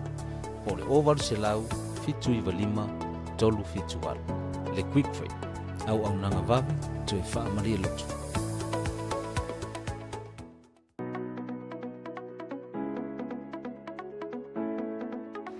Hey! Have you signed up with BlueNet yet? No? Well, let's fix that. Head over to www.bluenet.co.nz and hit Join Us today. All you need to do is fill in your name, date of birth, phone number, and a few other details. This helps us get you set up faster. We'll also need a photo of your ONT serial number and your modem. Not sure what an ONT is? Don't worry, this is what it looks like, and every house with internet has one. And make sure you have a valid ID and a utility bill or government letter to confirm your address. When you join BlueNet, you're not just getting fast, stable internet. You're also supporting shows like Tautaiae, Breaking Waves, and Sports Salanoa. Your BlueNet subscription helps us bring you more content. If you sign up this month, you get $10 off your first 3 months. If you have any questions, call 0800 258 638. Join BlueNet today. What's up, guys? Lupe Soaina Auli. Official soninga wa mawhaio na maua I lato. Alela o tu ngol tato proclame. Ia whaftai tangata sa credit ile usole ana le TikTok leo. Sa mo finau. Lela o whaonga ina tu ai mana ia. Ona o le tamaita I o Julie. E ia ona mana o ngā tū mau. Ia e ka ue ka kou le nganga wa so umavu ile le pi o le uvaenga o whiwhiwa ile ura kele kulou. Ai si ko whafonga lai le mawhau whau o le tangata. O lo ia I lavalo na loto whawhitai. Waha manga ia I se whainga malo. Tua inga tangata ia I lato. Sisir mai le lo vitu ilungo le tato proclame. Julie, angala su se mei ngoi sau. Ngai. Sai minga masuk chi ngala mak. E mo isi ai. I lau di. Sorry. Lo ka mawo. Oh. Ki ma kia pakin. Oh, okay. Angala su se mei ngoi sau ki. Le su se mei ngoi sau ki. Ki o fa o le ale va fa fa ka o. Ole fast. Tenga fast ka o. Ai. Kan le fast. Ia, Ai ia. wat fast ya. O ia sa ole ko se la masinga lo o fa popo a mo ko. Ma koi mama. Ya moli la o fa anga I ka ko le fast la mai mo Iya. ba. Ma molia cholo fa angal fast ne chai au. Malo la wat fast. Chau fai abe malo si fast ne chau sanga. Tu lại mấy le fast ba mai ga malo Mawi ai sa mo a. Mawi ai sa mo ba ma cho nei mama. Ya moli lo fa anga la o dia mali to mo ban fa fai. Ya. Molia cholo fa anga mali cho man malo fai. Man bia chai au ne ma mala lo fai ba ne chai au. Au ka ko wa fast a. Dạ, Mawi cho ai le o fast. ko ka ko uma a da Ai ko wa. ku a ko. Malo fa kai. Oi fa no sofa. Chut. Julie, yo ta se lo ngo. Iya fa Kam chai sa la mo ta final. Ka se fi na mo ne chai au mo ne. Chuk pe mo ne chai au. Ya, okay, Julie. Dạ, dạ. Ai fai ao lo fai sau me kau sam. Iya chai ya. O le mana ia I whawtei le uso. Le whato uru mo toi lona sua whawtei a taua ia o nei tangata whapenei. A ole o whai a whaatara noa ma pi whaavale ai ma tangata. Wai, e pei fo ile le iris kankai la whakarangoa ngai skenge sia. Ia mana inisi fo o tangata. Whai eri fia maadia ma pi laenga ngā ile a amui kua. Ai whawtei le uso le ma le whaingolanga whaatara noanga. Wa mafuanga o kango au mai lunga. Onga o le whaata wai no le tala le teine le sa whai. Whaaftai le fast. Ona ua maua ua manuia I Samoa. Upu yang whai langkala ua manguia I Samoa. Ua manguia I fo I mamatou ia iai mana o ngā whapitoa. O ka o se whawhekai o le loko. Nalanga ua ukango e waku I runga o la opokalami. Paka e Julie langa whawhekai mei ki runga tau te ia ele o wakua. Se I momoli le laro langi walanga ele o lava. Ia viewers lana ma le tau mawhainga si usosia. Le ala wo utango e au mai e fiso soangi a kuai le video lea. Se I kulei le laro langi. Ma ngai or campaign le ar kinkikira. Le anga fo e pauale nganga e whai e kākou o le vali. Ia. O le pauale o le wha amu o Samoa mariko o kele o le sifi o la amu. Sifi o kau whai. A le wo whai dula utala. O ki ufo ia o le anga e wha o ngā e lea kua kama vale. Ia. E wha o ngā e lea tua tāma vale. E wha o ngā ka ngaka vai wha kau waa ma le kaulia I le wa aira ka ngaka. Ai wha o ngā e au wala mai eise whi au kaua. Wa wailari sa wali a tiuri ngare au mai. Wha a whekai I le fast. E le ngaka ua manguia ai Samoa. A ua manga iai mamakongi. O ka o kai. Ke roe o makamaka ngare la wha a whekai ai nga sheinga mai. Pea pelinda e nga sheinga minga kia. Pa kongu ai lo uloko o whakua ngare la ukangwa sen mai. O whakua amkana playdes. Ilunga. O isi mea se kenge lea. E ngango ka langa e oku isi whaka alo ma pie kau whai ei ma wha ale koe mara wā leo isi. Whawkai leo sosia. Len tango whai whaatatan nonga ka ua. A lea ua nganganga mai. A lea ua nganganga mai kama vale. Ia ka kua ruia ua nganganga mai e olo o kou ka ua vale. Waranga o nganganga le whai eisi. Ai saur whawhikai are vale, ku lo a Julie. O Julie e sau mai le nu o lauli. O le hawha whingi o kasi le whai upu. Ko kongu o le whio anga o lauli. Ku lo le whio o le ngiu mo ngalo. Whio vole mo koe akari ulu. A inga pa iyo salva lasi, mara maru ya kui sa mau. Mai kuala. Ai whawhikai. Whawhikai e le loko o lea. A nga o aula o kou. A o ngale. Whamahalosi au ale. Askingi ki e manga o ngā kumau. Ia ulu maka folau I o kou loko. A leo lako e si iki er peng fiki er au asivaenga lea. Whawkai le whas lenga maua lea, se lau ka la. Pe a lela si iki e pe kor se lau. Koe koe foi runga misa pe o ise ka kukulanga a kalafi o kamare. Vai, tangata e a fianga. Pe a lela si iki e runga. I think it's from 100 to 300 lela ia. Pe sao help mai ka kou. Ia. E le ka wilo o le a koe o isi a inga koe au mai ngai ka la ku lau wa kua ia nganga la ngana o so ma awangi ia fiem e to fina ngalo e le ka make la koe o isi a inga koe au mai ngai la ku ka ka wo ta o vali wo le yango ia e le ka make la koe o koe au mai o e mai na i le lenga a faisa ko kia inga ai le si tia le lango mai le se lau kala i le toru se lau i le masina look at that se lau ka la sa iai tuli la mawala ko se lau masinga e kuale la mawala ko se lau masinga o ai umangisi ka nga ka uma nga va papa mo ka ko ka wa vale o ha uma mawar ko se lau masinga o le a le kuo paka kuo re melea o le ngau ka inga o le fast ko era ko fa mo popo mai lo ainga yes ko e alu ko fa mo popo mai lo ainga alu ko mai la ka ma waria inga nga ngofo fa ka fea ile awala o nga ile mafai nga controlling nga ile mafai wa vai ku nga wa ko mai kasila lea fa mo ngor vang fa fai ngai ko e alu ko apo mai mai e iro nga ka ua e iro nga le a ko ngi o ka ngi pengi fiki e maua e ka ngaka yei manga onga ku mau manga onga whapikoa. Iyo e, o resi ko kongi kele lea i New Zealand, Australia, Amerika, o kia kiwa. Yes, soli. Au ai ke wha au la ula i le ngaruenga lea. Au mawai lea vangoa o ke wha soa kwai. Aua e ke ula i ka ngaka i whaia ngaruenga i o kia kiwa ma o ke wha kausua. Leanga e ke le ma whainga whaia le mera ngā. Kuloa. E le mawhainga e vea le whalele ka ua kurou. E sidi e lo wa kua nganga ia a kongu e kaua i lo loko, pe kaua i lo mawhauwhau. E le mawhainga e whaia le mera ngā. E isi ka ngā kai oai o lato mātua o ave ngofoanga. Foile le mapu i whangalele kurou ia po ingei. Po ia tunu i whafu. O ngai le mawhainga e whaaka e lea. E le mawhainga e si ia. E le mawhainga e whawhanga. Aso uma o le vai aso. So if I were you, aua e ke whaakau suwai. Ma ua e ke wa ai mau walalo. Nā ngore kere ngāru ko ai nganga reka ke vai a koi fo. Ia e ke ula le mele mwhainga e whaia. E le ofo se si ro ngofo se ofisa. Ia. E le ofo se si ngā mea. Ai o le ofo le loko. O re kanga kai mawhainga. Whaia ngā ruenga ia.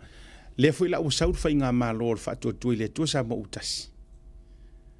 Le ua ave le fesoso nginga ma pengi fiki po le alavar ka unga e ka kou Samoa le ua maua nei nei tu e ngata ngata lala ngā ua manatu ai se ava koe le video le a skengi o Julie ma uko koe fosi Julie fa HRPP ma fa sape le HRPP le sap Julie e fast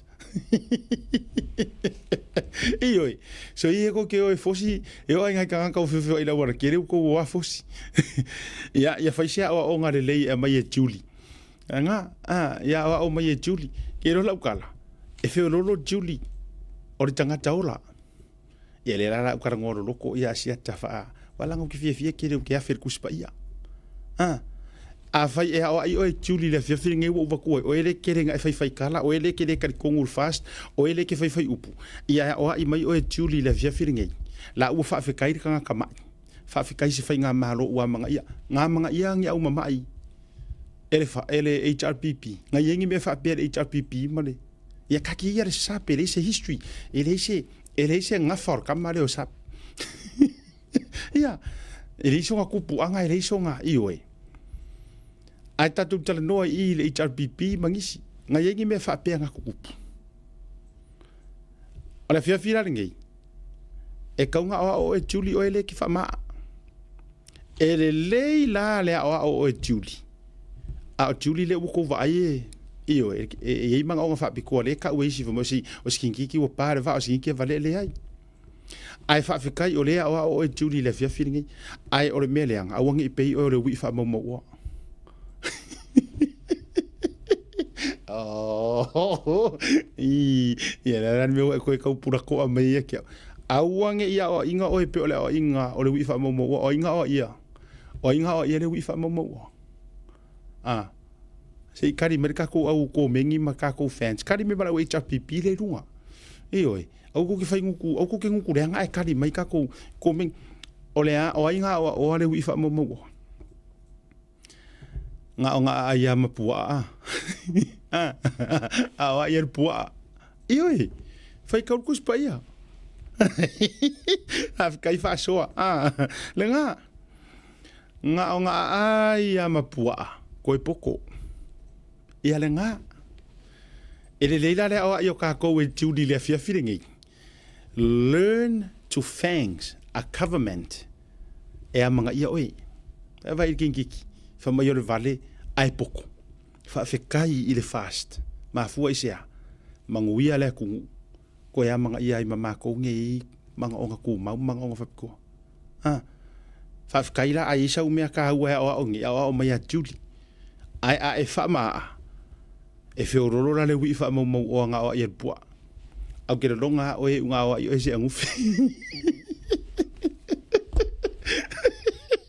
ia ale o ia o se angufi e nga o i se ku ro i wanga o nga o ele ku ro mai ro nga ma i nga e no ngo fia ka nga ka ye nguku le nga nguku e saura ku la tunga ngana o pio ngana fa pua turo ma fa tai fa o ila ko fu nga o ye meia awa fu ila o tamata ngata o upu makala o kama mangu e o fungola o le ke le o fungola o te le o fungola ta tu marolonga o le o ma wa ta to fiso ta inga ma au se talia sunga le li loia ya matia ma tatu official loia longo ai Brisbane au se talia wa leva fo yaso ele to mo tatu so tinga e mo ka ko fo me ko fa marka ku kana le wi fa mo ai se tatu atu mo le malolonga fo mai on tatu fa talanoa le o le WT compensation lawyers i Brisbane Australia ya le fionga ya matia ia ma te maita ia Landora ma le to o finga ruenga ma mar pe ma ha tatu fa salong fa pisini sini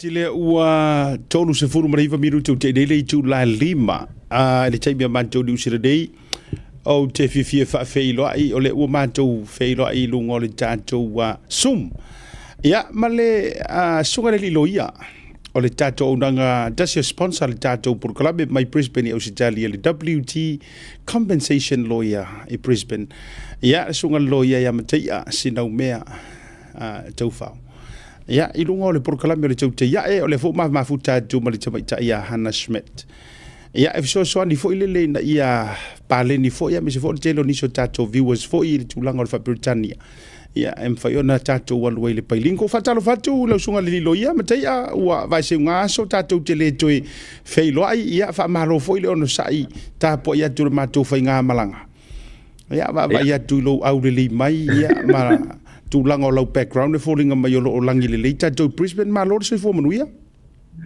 Ia, whaftai lawa lo whetalanga le vai malaya siata, ia, mano wau waa vo il nei vai ngo le fiafi o mau nei lau lau le leita tau te mafuta i lunga le ala le o Blue Wave TV, ia, e mua lava ona o whata lofo pa ia mana mamalu o Samoa, i so se tafa la langi o lo mau mai e nei whaasa launga i lunga le tato porkalame o le tautai iae, ia ma lo soi fo maua ma lange ma fa pito nga fo fo spata lo fo pa ia lau fa ngal wenga tofi le tua ia I so se whatawhaitaulanga lo whaafale maluai ia pa ia lau whaingaluenga tofi le atua ia sia o lofa tā lava ia ma loto I fua siata ia pe ana o loto sila mai ia lo langi lei lava ia Brisbane o le talo voi o whapena voi nai I New Zealand mea lo ia le tato au nanga Io jai whataro whatu ia, se I whataro whatu fo ia le tofine ia hana.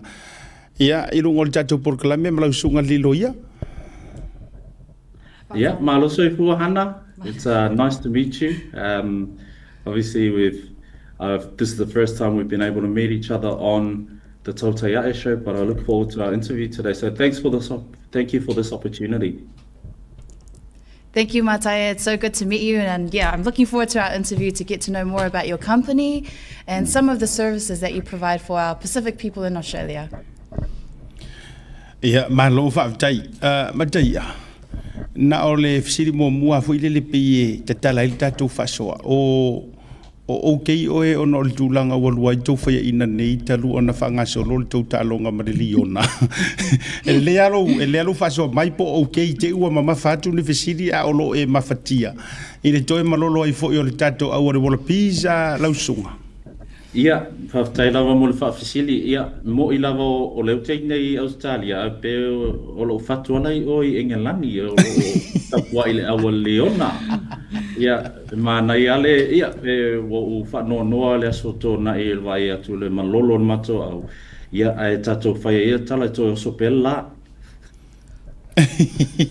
Io e whapela tau malo io e au foi no utapua I lava ia e paua la ua ngungulu solo I tūlanga o whai unga laufali ia la tati atu ia tole fua antele e Europo ma au mua tō vaenga I le sports talanoa ia se I whaale ni whina ngaro le wadi ia tūlanga o le unga nei talonga ai o le antatou o I le whaatatalanoa au teiloa o le inisio vaenga a tapena fu I e whaafisili atua ia le tausala ia hana tusai o le tātou o nanga ai o le au amata me antu o a mai le o nanga ma le tautua le tātou company lo ia a o to tele ni o tātou tangata nu Samoa o loo atu ma whaonga ina le tātou tautua ma le o nanga ma fisota I atu Whaftai lava siata, lo whapena lava ona manuia ia mato o nanga ia e moni lava o le langolango sua foi o le aunanga o Blue Wave TV o lo maua ia se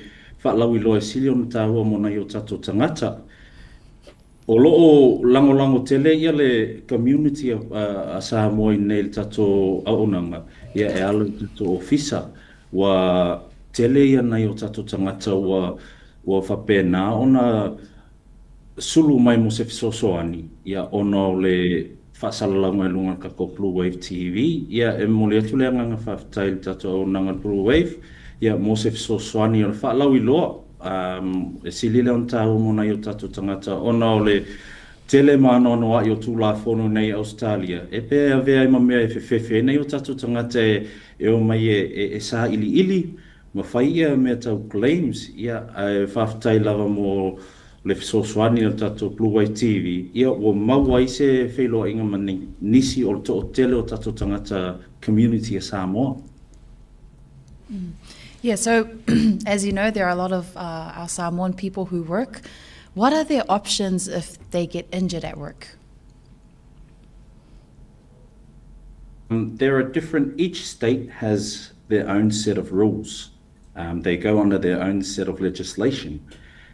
Queensland is probably the most lenient in terms of a safety net that we can provide to people.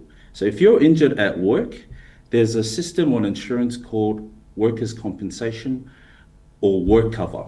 Now, most companies are required to take out a work cover insurance for the situation where clients or people, and mostly our Samoan community, get injured at work. If you're injured in the course of your employment, there's an insurance there that switches on and you're entitled to it straight away, because if it weren't for your job, you wouldn't be injured. If it weren't for your job, you wouldn't be at home not knowing what to do or babying injuries. So part of our job is educating our people that there is an insurance there, and a lot of our people don't know it.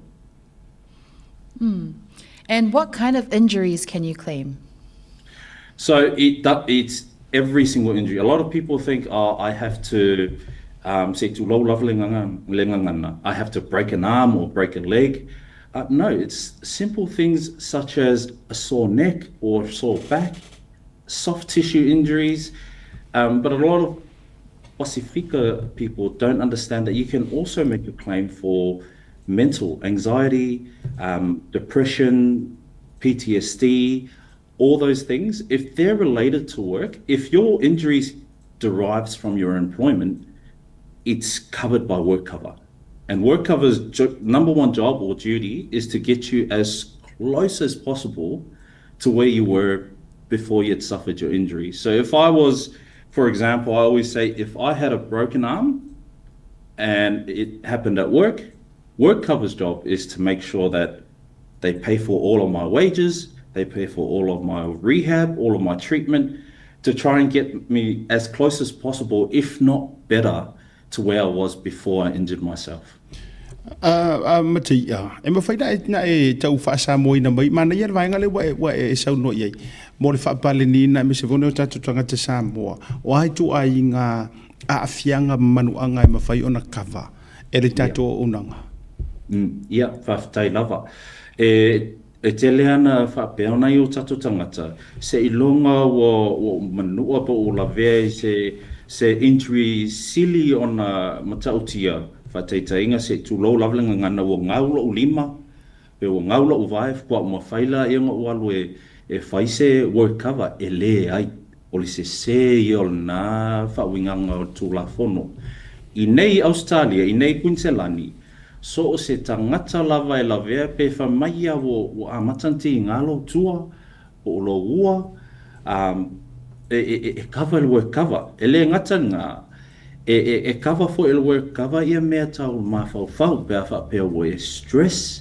pe fa pe wo mo o le depression ma le anxiety o mea la ia o lefta o lo va ai o a mata ona shifty ia na yo tatu tangata langa manatua o to tele ona yo tatu tangata Pasifika e fa o ngai fele whaingaluenga ia vai atu ale afiafi e tui atino na yo tatu tangati o whaingaluenga a o mea e silio na whanoa no iai e lave vea lona yo tatu tangata ia e awhaina le ngata i le tino a o le mawhau fo'i o mea la ia e tawana no fauta ia na yo tatu tangata o mea uma ia o le tino ma le mawhau e compensate uma e le work cover e cover uma le work cover mea ia o treatment Manese vai ngale ana so ukanga fa sa bona na to fa lu tele le fa mo le la o lu ke vai kunga o le e ye le to o na ngal tu langa fu le pe fa pe la e ma fainga e o so sa wa o claiming e ngo ma le lo e la u for finger wenga pe ngo ma le yo e yo la puli fa kai inga le we manga kwa o la o so lo o ya mataia e claim ia ule makua stressa makurang fa ia pola foi ai afia ila la unga luenga ona wa o so fai me nei em foi na tau vadi mai pe se so ninga ole se fa mana tu ma se fa manino i tanga tol vaenga le ia pa tai lava e ma na ia fa facili e tau fo mo na yo tanga ta pe o le number 1 course le o le leo mai o tanga te faingi claim ono o popole ina nei te I le maua se nei te I fa malo lo el falfenga luenga ai o le tula fono so se tangata lava o iai lunga work cover e le mawhai ona ve esea el falfenga luenga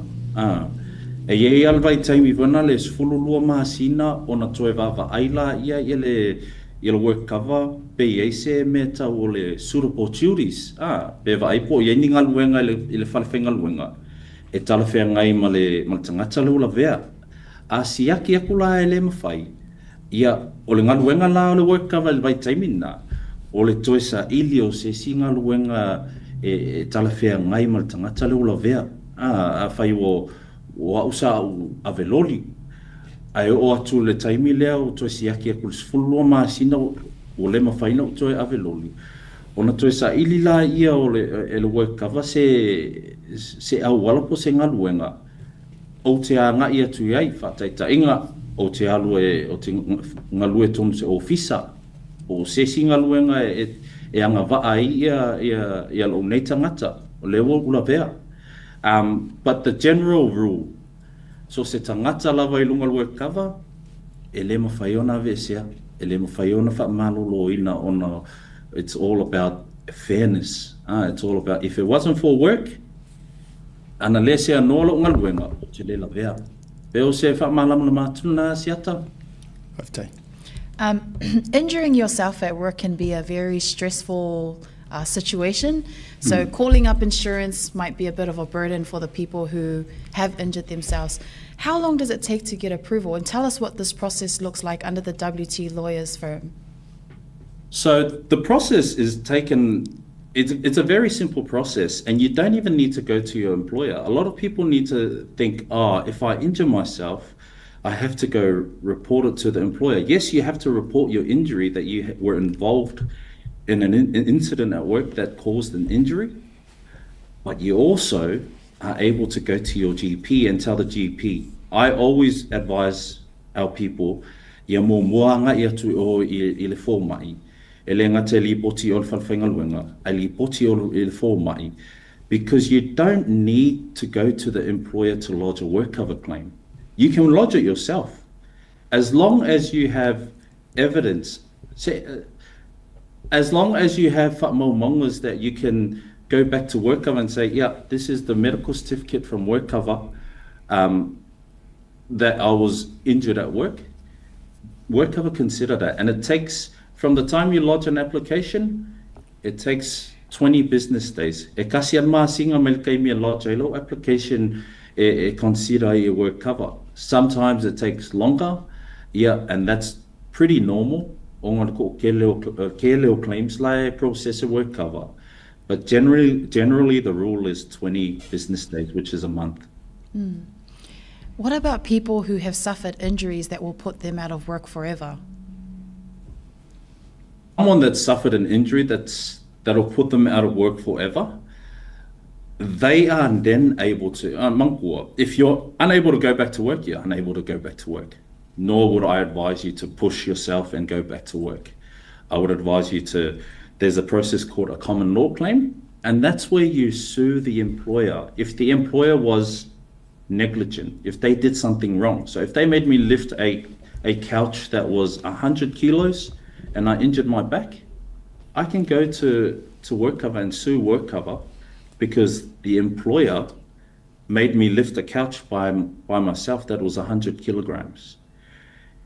That has a massive effect because that's where you see claims. A lot of people, you hear of claims that people say, I settled my claim for over se la wafe, over lo se la wafe. That is true. But you get to that point in the common law stage. And now you can only go to common law stage so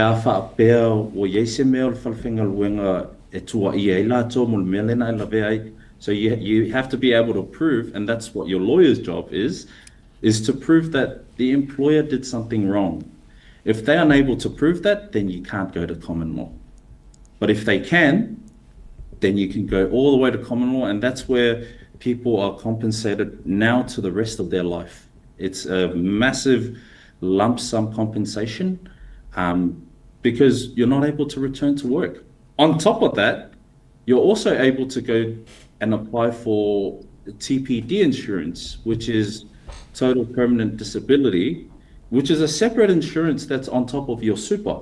So that's a separate category or subject altogether. But if you're not able to work, then we can look at that and we can say, okay, well, let's see what you've got and let's try and make sure that we can make use and get all of your entitlements for you. Manu whautai. Mawhai o na whsosoani o tau nei tanga taulo o visa whainga luenga. Ai a mawhai o a vaenga e ngata ai le tau o unanga. Ai a whapea fo ila o le sa whai se claim ai li expire le visa. Ai expire mea le visa o le e whakarikali o le ase vaenga tupu le mea mwhona e. Whaasoa mai. Whaftai lava siata. Whaftai lava o le wei whawhisili mai tūlanga lea e ala I nai o tato tangata. I mai sia tangata ngā lulu e whawai taimi. It doesn't matter whether you're on a visa or whether you're here visiting. If you're working here, as long as you were injured while you were working, and they have workers' compensation insurance, you're eligible to make a claim. Even if you move back, whai atu lau tala ona taluai nei asa o fo I mai vai asolo te a mai Cairns. Sa o whai malanga atu ona sa whi au mai ia we le fionga I au taulu ia o se tasi foi o so upu nei le official consula I nei Australia. Ia sa mato whafsota isa whi mai mana o mia lava se whasoswani se tasi o alo sa mo I lunga I Cairns. O nala sa o malanga ia o sitama ia toi titi expire le visa e toi fo I Samoa. Ai toi fo I Samoa ai ngā lulu e ama tau le claimi nei. O lo iai fo I isi clients o lawa o toi fo I Samoa. A lo o mātou ngā lulu e pe I le whaangai o inga o lato claims. Because it's an entitlement that they're entitled to. Even if they go back to Samoa, it's something that happened here in Australia and it's their right and it's also their entitlement. So they need to be aware. Mo nei o tato tangata o toi fo I Samoa, ai sa la vevei nei I Australia. You still can make a claim as long as o lo iei ni whaamau maunga e whaamau ni ai sa e la vea tonu whalwhenga luenga. Mano whawdai. Ma nei e tele le o nanga leo to tele I la tau. Mai fo ilia se iwa sa ifu e kako me e se me marporokiki. Ai o mai me mawai manguia fo ile le mo nei taimi a me se tātou ia tunu I whafo. Se I umatali atu le fesili le tele to tele fesili mai pe isi tau la la New Zealand. Walang o Brisbane Australia le isunga loia. Ia e pe o fore tau o nanga anga I le iskeke uma Australia. A o le sila fesili le o te fesili atuai. Whawhela u lea pe sa fwile a fia momoro o kua. Le wa vato e whati inga.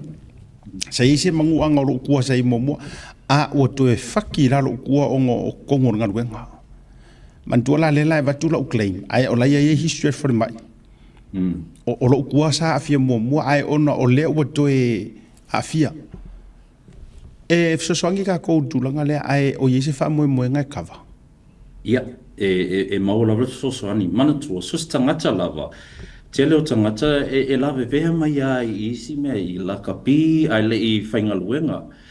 A lot of people have, o taonga menga, pre-existing injuries. O manuanga o lewa na iai.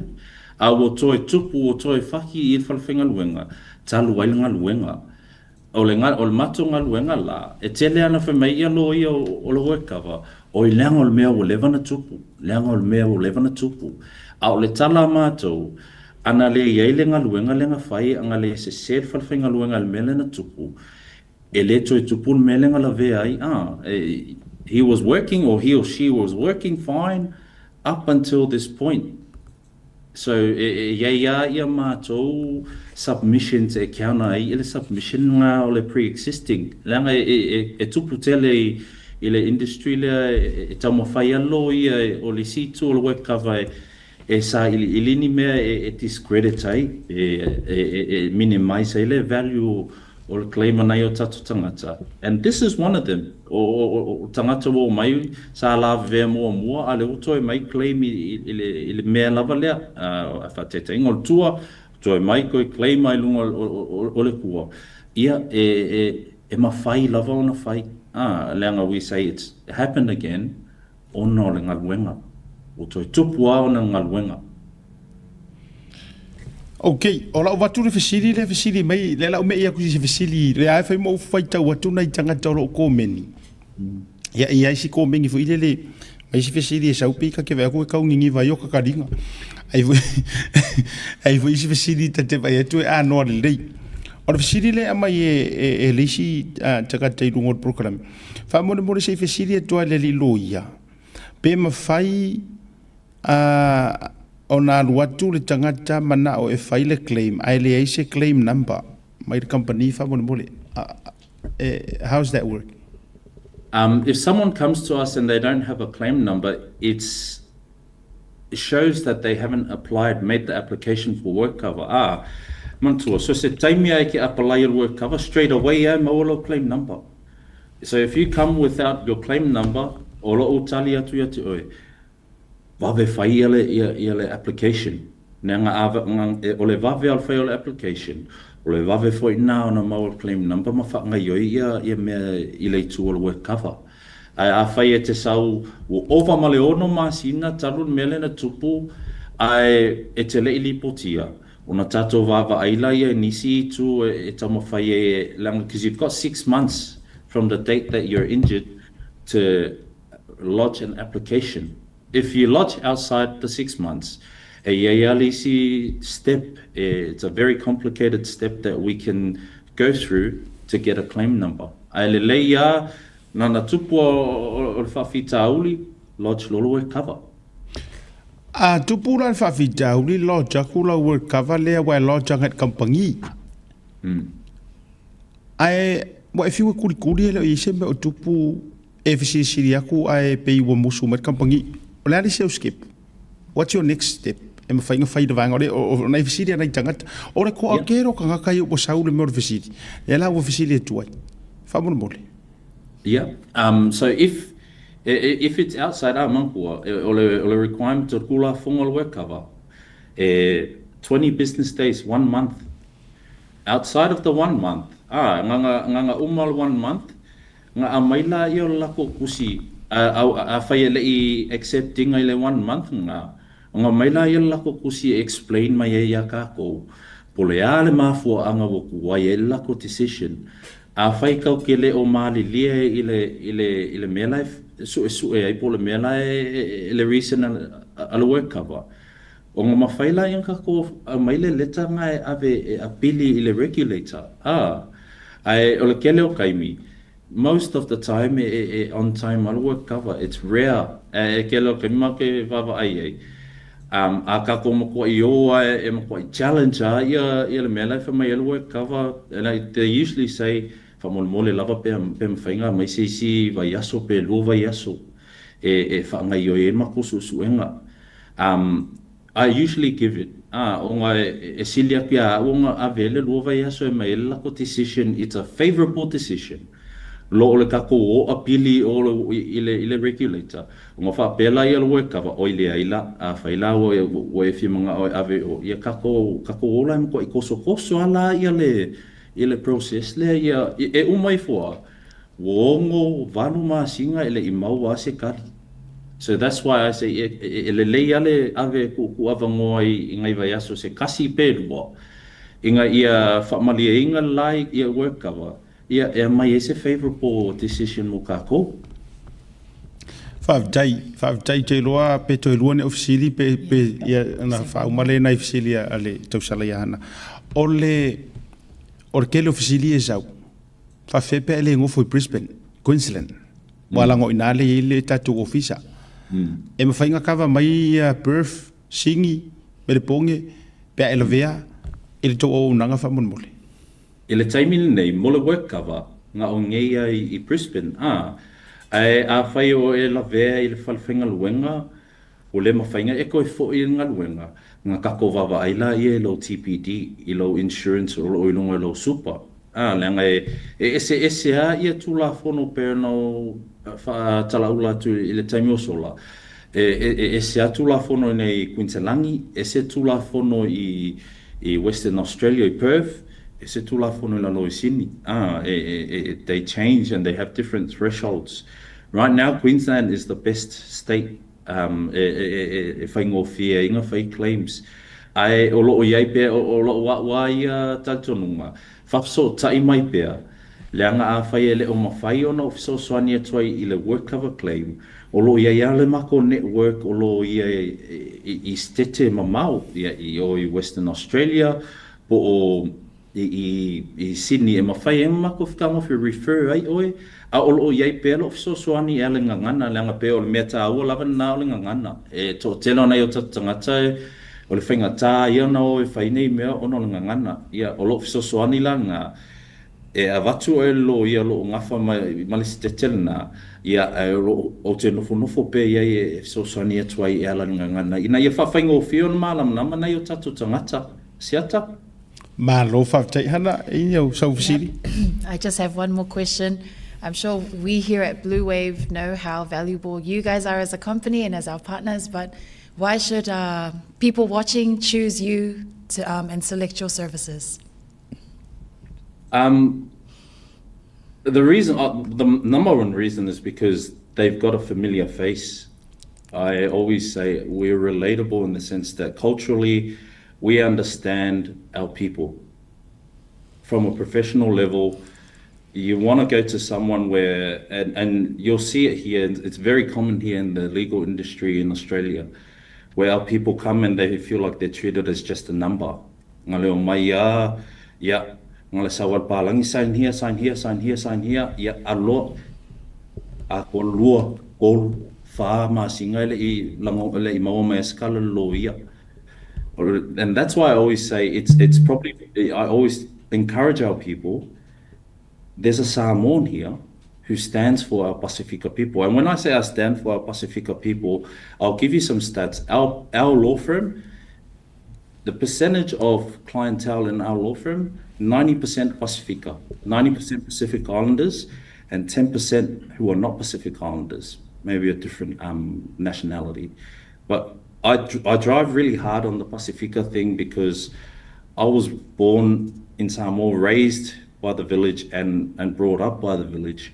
My father and mother, pastors of a church, and I've seen the struggle that our people come through. So when I was put in this position, I wanted to be in a position where I'm able to give back to our community, but just help our people, because I've seen that they get done really hard by the law, or they're always on the wrong side of the law, or they don't understand the law. So, and I use Palangi because the Palangi will just come and tell you to sign here, and then you just leave it and nothing happens.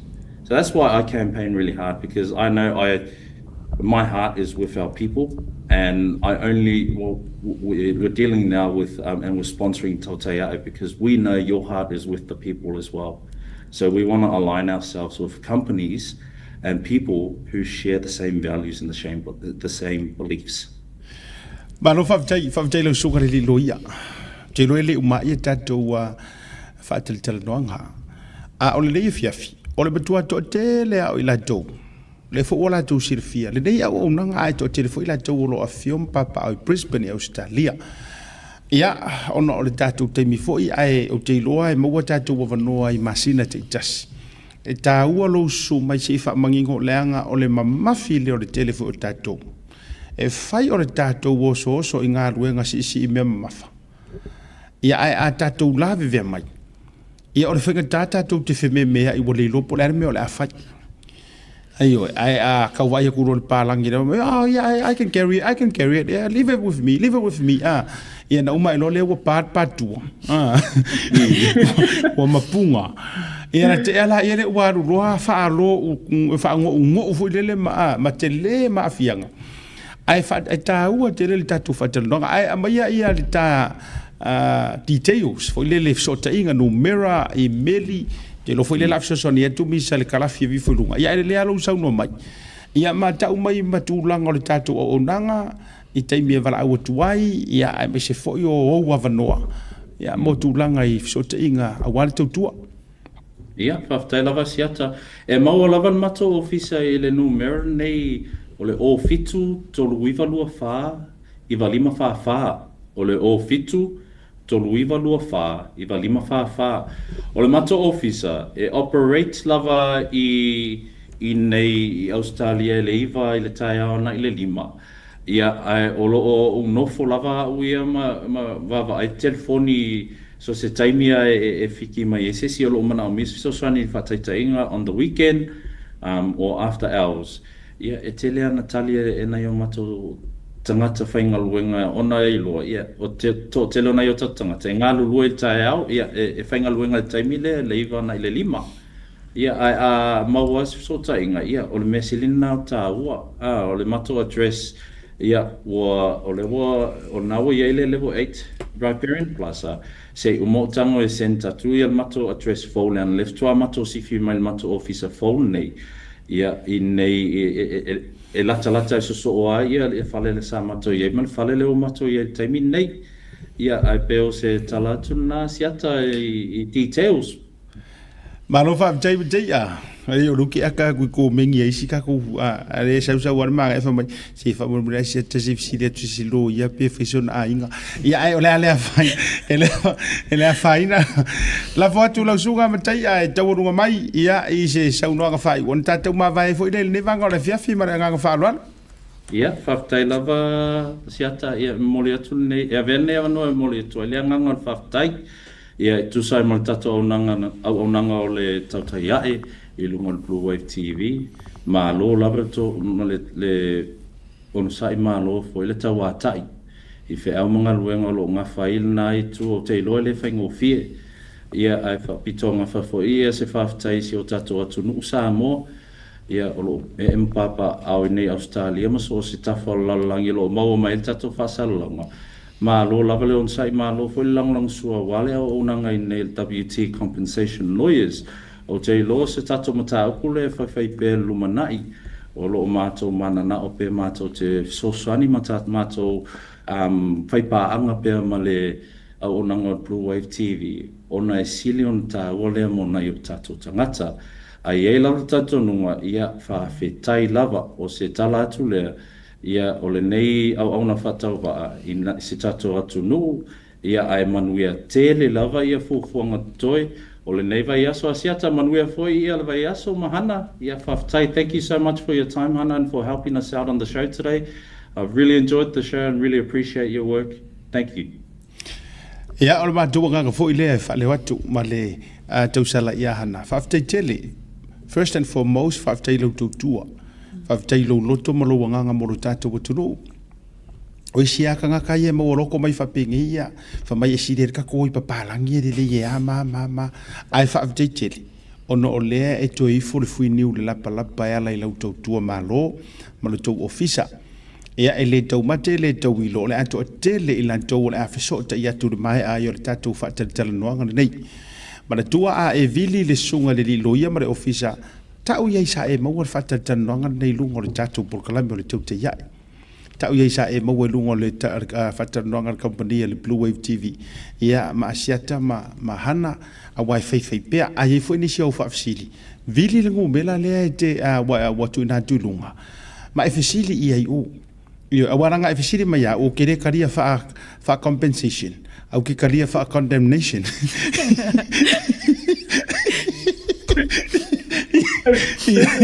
Ole se ngala nga ai vini mai ai vini sa loya e karia kula o fa compensation ai vini mai o mana yeah, or evaporation la mar condemnation le meo so ku ya ai le no so any final words, Hana? No, thank you so much, Mataya, for all of your work. I really stand behind the values of your workplace. You know, it was formed by two people who were in the industry and decided to leave to create something new, to have a more empathetic approach to our people. So I appreciate and we align in that way. And I hope that we can work together further. And I wish that God blesses you and your company and your workplace with many more years to come. Thank you, Hana. Ia, tatu fa mavai le fiafi. Ioi, tatu fa mavai le fiafi, alo fa tele atu lo sunga le loia, ya ma se fo io le tau ofisa alo fa tu fo ise unisia Landora, o lo tau ngā lulu e fa tasi na Brisbane Australia. Ia, to e felo ai fa soi fo ia mo le taimi. To fa soi fo, fa tai lava. Fa soi fo. Ia, mai ar fa ternonga ma le sunga le loia, ma na ia fo ina ia unanga ia tau fa longo ku hana pu kau koe longo me ro kau au lea. You can go claim some insurance. Le lau whara longo pe kau koe masui pi loa e roka kingo ai ore o nganga sa ore kaunga kongi. So our boss can't fire you if you go claim insurance. At least now I know. Yeah. You cannot walanga rute vai tunga ia inga. You cannot fire me.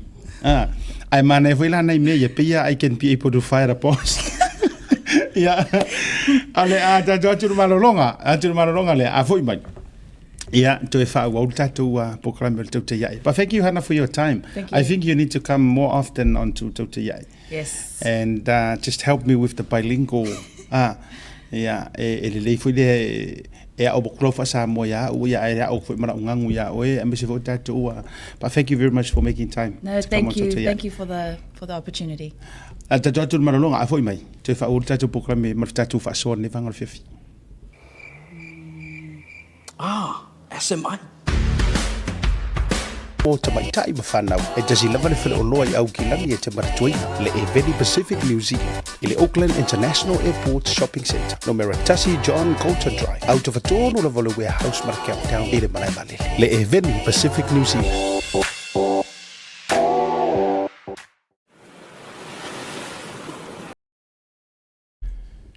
Te mera watile ua lua se fulu minuti o te edele July ono. I le tautua mara unanga le tātou Blue Wave TV mar proklame le Tau Te Iai. Mai a fo i le whaitala nonga. Ma leia, tātou sui ula whiwhiloi. Ya, tātou wō le porokiki, tātou wō mai, leanga o le tātou company fo i e tāua e au mai lunga tātou sponsors. A le aina I sa marianga le leinei. Ia ele ma fai fo i ona wha au au le tātou proklame ma le tātou tutua ma le unanga. Me fo I lea, ma lio tū whina ngalo, e tāua fo I. O tō umai Brisbane, Quincelani. Wala aule o nanga mare tautua le sunga I a mataia sina umea tau whao. O le sunga le lilo ia. O tama whanau o Samoa e fiso soani le ngangana. Iyo, e waile I fusi au ngā tautio o I sainga ingia pālangi o a umaisi atunu. Ai e tele o malama ma wha manino ina o I le ngangana. O le whatau wale na. O le sunga le lilo ia. Vili latu telefoni. It's worth asking. Fesili iai o a umanisi vaenga te fia fesiringia. Vili ma whaafsu ta iai.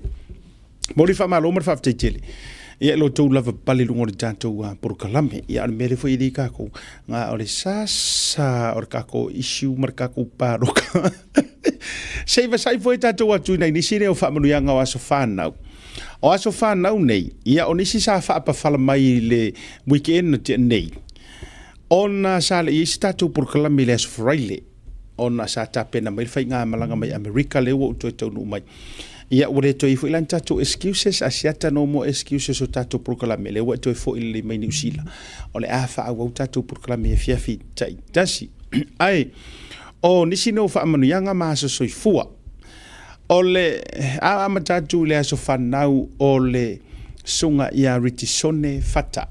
A toanga o leono se fulu ma leono tu sanga. Ia o le sunga fo ia tuisa mau. Ia whamurianga mai na i walo. Happy birthday, Dad. We love and appreciate you for all that you have taught us throughout our lives. Love your wife and kids. E sele angoa. Kolu ala inga. A ole anoa i ole mainga o le whamurianga lea. Ia, sunga ritisone fata. Ia uti loa sata to whelo ai lunga i Victor Viol. Ina California. Ia ele mo te resi te mi tātou te tala no ai ma whaasoa whaafte tele ro tau wangane leire mātou whai malangatu. Le sa wha o mai ele to whine a Belinda lea so whanau lea. Ia, whamuri e tele lo wono so ma leono. Sole, ele kai ka malo ari. Iyo, fo ele tua nisi tau sanga, ia mai se fo olo malosi tului. Tau tua ai ainga, ia mai se fo le kalisia.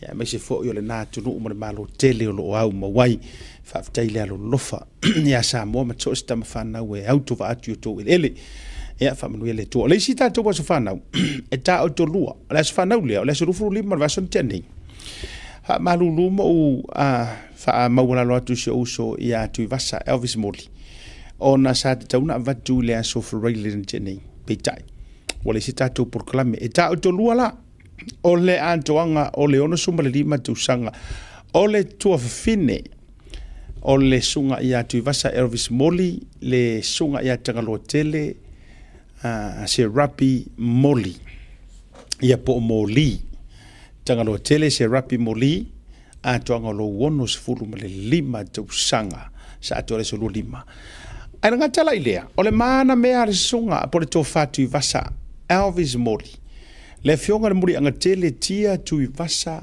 Morley a toilo na fase fulu mari whakawhio lai ele ika ia le wharikua por kausi o kui vasa muli anga tele tia faiva wa te longonda tu vasa po se mea o le ono iva ono iva na il fitu iva makua kele oi falta matama tele oi ya fa muli tele le tua i lua so soifua o lua o nga fa pai ma princesse so nga tanga lo tele se rapi moli ono so lima tu sanga ya male tautonga e le ngausia ale sunga ya Elvis Moli fionga muli anga tele tia tu vasa moli ilona fase furu mare iva tausanga ile so alo lofa le lei o lua taito lua fa fonga mai o lua ia alo lofa le lei e lua taito lua so ye te lua fa ono malua leus tatai io e fai le lei le me mana o ai io fai le lei me mana na o ai o lua taito lua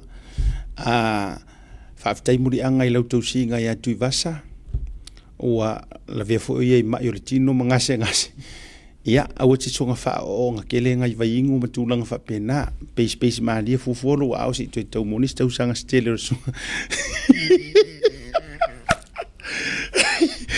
wa makua i mako poronga i Amerika i rerirea mele muri anga tele isi maalia awa te tui te nau tele fo ia iai ia peis maalia lo ya nai ki polo mga meo me feu fu e tongi maalia tono ngai ki lo fa tele atu te to fine o misiel tato maftanga tai fo yo winga tau safia ia me se fo o lau sosoninga le tato fa inga malanga ia fa manu le tua mi so is kas fanga ia te ro ri tato as fanga ai ole fa mai senga ole maliu so e tato aso fia ila mar fa mai senga ole maliu se tasi o tina e fia i le Porokalame le taute ia a ua wala au i rona matai le tina matua ia pepe wha matua inu no noa in loving memory of our beloved Nana pepe wha matua inu no noa o le lua timo te wha whai upo fitu ma le valu o lo iaini upu whaala i au ma whaamawhanawhana whapea paulo ilo na tari whalenga ngau Timoteo. Sa au tau le tau wale lei. Ma uai uia te au le tau sinionga. Ua au tau file upu o le whatua tua. E le ngalo oe le tina peleina i o mātua nganga. Whaafitai mo lau tau singa. O au whaataita inga, ma au ngā ruenga le lei.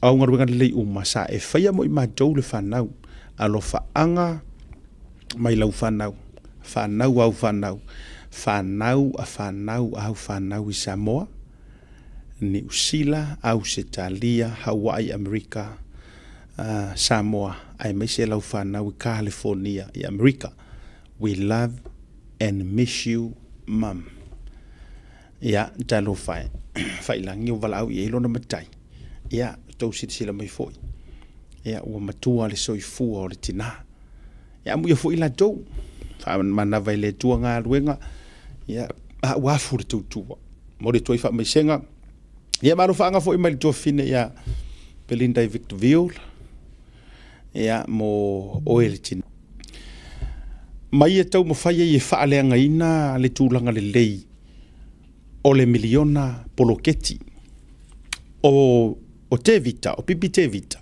tu lori suafa. Tasile nei lima tamatau sa iai o le whaipule a o ministai lalo le whaamaru le fast. Matamua vasati purfana. Kasila lea ka ngaka sa lima tamatau iai. Ia le fono whaavae fasa le anga momua. E le tūlanga o le lufi lufina. O le tamau ainga ea lai le poloketi. Sa vaai sa kaulamua, sa lufi, sa kofo iai, e manguia o le polokiki. Peita, ua masau tele le alo le tūlanga whaaleanga ina, e ala iana whaalelenga ma na saunoanga tulo. Le angore keiminge, e le alo le whasoa asiata ia autou ia se sele a makanga o kou campaign, pe ano whaiatu. Do you have to be kau whaaleanga? Inga ia e mangu malo i mai kau mawhai e maua se loko sesi. Ai se aia la inga kou whaia ngā mea, ala ofisili lea. Ai se aia la inga kou whaia ngā mea. A o lea nga e sa awar kala a Yesu nga whai kakare o yuka. A o lea o le fango whaakasi o malima ma ai whaakasi o le nga ke koe whaalaka inga o le winga o lautala ai se ana ele sau waila ele taimi o whaasafu aku le polo keki ai se anga honest ma moi oe anga oeska ka sau e ke public mai ma e whaalau loa mai ma e whaapea mai o le oki le mako polo keki e oki ia o anga mea wa aile ango mai ngure sua koe wha o ngā kumarakingi popo e whaiere e whailau i pu kafu ele afi a le ua o le teimi wa sui ele langu e ki ka mo e inga e saurula ia e whaleanga wha mai e ile ale kūlanga le poro keki tua leanga tele nā mea ioi makua leanga kele le ngā kua inga ai ai se mea wa o wa ai atu i whaalau i loa ia wa kuku mai ei kanga kai e o i le HRPP matangata eu te vai langa ile kere sa ufalongo longo nganga ka sap tulo ele tele sa ufalongo longo tele ai ona ole pisi or mato malanga a ole tele o tangata eu te vai tua ile ka me milo leo mai fole HRPP sole o oenga ele loko leanga o oenga ele ka ufaleanga a ole o makwale le ya sia ka ufaleanga ri fa mata o lau entry fee le ke aru mo kongo HRPP fa maka o lau entry o lau entry fee lea. Po o lau entry requirements lea. E ka kaunga e laku ia pasi mua mua lau kau whaleanga. Ia pasi mua mua lau loto leanga. O ngā whako a vea loa oe masui whaoriori. Awalanga o tele tele tonu sa whaapea kakalea o pipi ke vika. O kere kari kongu whapenga. E oi. Wa or kaka fo i whaola inga or kaka fo i kurou. Ia ale o sa ngei mau mai ngei mau kala winga le polo keki ma me ai se anga ele karangoa mai nga mea ile kaimi a o e faia a o e yai kokong ai se a e kele sao ioi e kele sao fo ila o ia awa so se kanga ka sao a nga nga va ai fa fika uri kaimi kupu ai kau kara lo karangoa a ava ko le warning fauku aku ai le sao a sauro e ka langi o te o fia pro ke kila fa ma ku sa lolonga kulo po fa sa langa mo langa lai umala ya lai umala mangui ai pai mala fai ele o sa o ele o fa sa fuinga ele o mau mai ele o a me nga ngo fia manga o so pai mai so ka amilo kwai mai mau o to mai mau ela na tu loa lo ke fa yaku fa mata sa requirements lea o lo ko fa leanga ia si fa ku lo kala lela waru umai le wadi ia kanga kaya le o ai ko le kau vale HRPP o so mai le li foi le lo fiki e ri le kau va mai I vai maunga o so mai ilunga a maka se mai sianga mengi laure vale o kanga kor fast vai ka ko ye o so mai ilunga laure vale o kanga kor fast karosia o ingi e Julie karosia o a o mosanga le songa mai a Julie markala Julie le ngafai ai vela a fai o tangata le o tangata le lei wa le ka kau wharongo ko e kele isi mai Samoa College sa e mala mai kamalea le ke I umari saur ko inga kala kau whaleanga le o saungi no inga ai o se requirement le pen of atu a fai kele kau whaleanga le wa kau whaleanga o ile tangata sioedi pe ala ka mo sioedi le ngi usila au no vai mai o fai atu lana campaign malanga fundraising ke ro pole ale mele na fai nei e lanta ma foi le ka ko vai ko e foi fatu le radio Samoa o fai me lan ka mare ta dia la le na vainga ai la tato wo I la ku kala nga fai sau foi fa fia fa longo ko pole ase manga yongia o se me au mai asa unga or ka fa le nga fo la forma ki vo sa va ia blame for la auli la o ma le leo se pa mo la auli kako vai kako o se ama kan e o so ko Sofia Paroka ye ko inga kala tulo is a good friend of mine ai o kere pole I kulanga ile alo foi sa ukarangoa ole ama kanga le ke sa we ama ka I lau fa lau I loa e ke ama ka ke kau fa leanga e tau tele o inga o le melenga pa ua I kuila e pa o kau fa leanga o le mea kongua leanga pa ua HRPP mua tu lou le upo e tō ia te au wha mole ia I ngā maa lama maia ma ngā wheala ia mai ilunga ma kua kou mo moe umi O le mea lea ngā lainga whaia inga ai a kuila epa ma le HRPP mua le ala le no whaia tu. A le suia se kai o le HRPP e makua mamao a maku mau ala lo inga le vaenga whauwhaidi. Onga, o le kangakare kai ia, o le matua wha matua o tau whaaleanga. Ma tutu le whaaloto leanga i tonu o tangata Samoa. Mo ia lau kala. Oi. Ia le lawa esa wai foi mo e karangoa mai mo e ngako e ngamea. A ole asa u mea manga ia fai mo lo tu malo. Ole fesili kwa ia siaka. Awa anga e sau lungor kau kai ai. Ola fesili mua nga. Ka kia lapis. A ole anga u mea manga ia e ka penga fai mo lo ku malo. E mawhainga e fai se fale. Ioi. Whainga e fai se fale fouses. Se ainga makiva. E mwhainga e ai kula i mai o i sau wha moe nga e ke fisosoangi se ainga rale lai ka ula le afi ma kau wha mumu au lama. La se me ke whai ai o. Ia, umasi o edi. Nau ke laura ua kua sui le HRPP le an kouwa vai. Koe oso mai le mai ka ile le kau va marsunga lau le mali toa. Le ai ma se mea ke fia ia kasir fingilea. Tu lou wale tu pao ta mai tai. Mai a ile kai mingo fa pea ai ua mo wakuanga meinga kau fai e fo ile lau le mali toa. Ile pa inga le fo inga makua ko ila ro popo ai. Fa pea ia fo i mai ma se kulanga o io se pae ma se audi. Ai sau le kalangoa. O ka. Ole matua uri vaa ole ko inga kalangoa. Ulu. Ora karangoa ka kai uli vaa. Wa fo wa masangi ia ole a koe saungi fo i koe uli vaa. E pe ele popole ni camp ele popole pe malo. Ai paule me anga ke faonga inga ole faonga le opportunity ma le mic. Le wa avaku ye e fa ye singa kala fa mali fa kausua. Pa wale ku sa pa wale ole me lenga nga wai suia. Nga ole mic ka ma le camera ma le TikTok. Peo kau fai hana le whainga TikTok kare wanga ia. Ea. Wa foi la le wa share solo ko kele. Esa lo faso. Le wa share solo ko kele. Ke alo fa mai ia. Le anga ola iu fia la aude ma di tostama. Oh my goodness. E uma le ruling o lau kala le ngai fai. O lou fa kau suai fo ile nai le majanga ruenga fa masinongo fa nua masuafa. Ma le fa masingo. Kusa o lou a amu fo ile nga. Lenga ola ua umanga a maile ruling wa maile fa ko fala inga. Ia a maka ngei loa e iai le swafa lea ma a maka longa fa alangi ma fa onga. Oi oelo le fa amasingo e ke fai e fuanga kala kuro. Ele mfeng o fai skala. Pe fai mai ale ruling ar fa amasingo nga. Kulo. Kuila epa fa popo ai marituila epa ale mali e toa. Whether I like it or not, if I mai loa, kakoa rua loa. Honor that. E kakaunga e kangoe honor.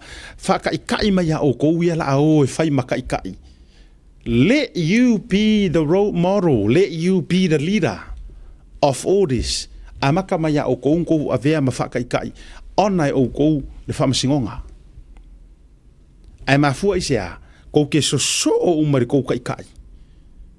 Le vaai maua lalo ma le vaai ma le whamasingonga. Le whai lai aka o elea.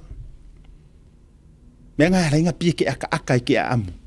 Ai le ai ma se maali. Yes. Lela nā tu lou wā. E ala ingo whai ako. Lei ma se meo ke fia ia oe. Lela fo nā utele lope se kalamanga ia o ke whai akua ia oe rungon ngai pokalame.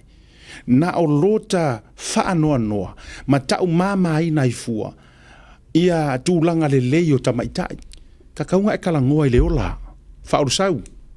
Oi whare ingo mo tangata lea. What's her first name? Can somebody find her first name for me? I lunga ka koko mengi. E nganga o whaangoa ngoa ia ki oe.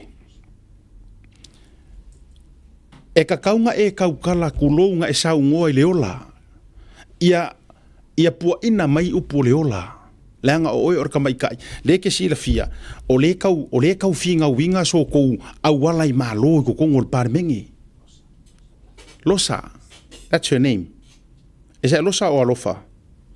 Losa. There you go. Losa. Ulo. Kalanga ke fai ke swafa. E nana o fai atu. E tatau ona e amata mea. Kau mawhai oe. E whai se mea fia koi kangaka. Ma kau mawhai e oe inga. E ka kau mawha au se furu pasenge. Ia ke le so kou leo ma so kou sao. A whai or koi ngā leo le ke anu mo i kongor panmenge. Ngā wha vesi. E siringa e leo i lalo whai. Kulo. E siringa avero le leo ngā. E ke leo i lalo uru. Whai ingi pese ar kou. Po firme ngai ki whao ngai ngai. Tulo wape a whafonga mai wa waku se sai. Lei mafua. Leanga e leanga ko wa o nga le ko ke mai ai kupulanga. O le ala sa mako kala le lei e waku ya oi. E le se kala le lei e wakua. Tulo fa fetai o ke le o lau vale ako ke le ai sai whakamari. Ai nana o faiatu. O le a se le songa ka ua e ke kango e au mai. E ke kango e au mai mo fuanga laro vaoa. E ke mai a mo mako whangau. Inga ia respect le whamasingonga, respect le si leader. Olea. Ngā ore fua pakoa, kulou whafonga le tunu. E te sau e te ata e te amu. E vai au kala. Vai e reisa au kala e vai ai mai e reisa au kala. Mai e reisa au kala. Ai nga pawala le o lau kala nga o lau le maria ko ka violai. Ta ileanga le ingoa e te moe maoi. Turou. Ka ileanga le ingoa e te moe maoi. Nā tonua. E ngar kau whaleanga hane mea ngā ole la aulia le maria koa la aulia le maria. Ka ile, ka o ka sea vangoa ngā vaku e ka kaunga whai mai eingi ngā iau sau ngoa ngā ia whapea. Ngā ngai fo maunga numera tonu. Ao tau whaatua tuaina le HRPP mo tau palota mai e tea. O le a o tau mawhai mea nei. Ia lau ro mau mea la whai. Lau mai. Ia ai oso la oso mai ngat fa mai ai oso fu lo ke la au le mali to. Longo ingo o le ku observer. O kala ngoa ngi le kusi mai ati ko lo observer le e ese ale me ka o opposition. Ese me ka ko falenga. What is the name la auli ale mali to? Have to do with your campaign. Have to do with you winning the election, potentially. Olea. Ei, mas e mea. Kasilar nga kanga kaleu ke kalango haku. Ile lenga o kanga ka umor HRPP le fou. Le la sa unge ka wawa. O ka I speak mai sa o ila o ka mo visi. Nga o le salapa male. E nana ta faiatu. Fa mai le tala le papalangi no tala ititi o ta o mai le primary school le tala le moa fetalinga le fa papalangi. Fa mai.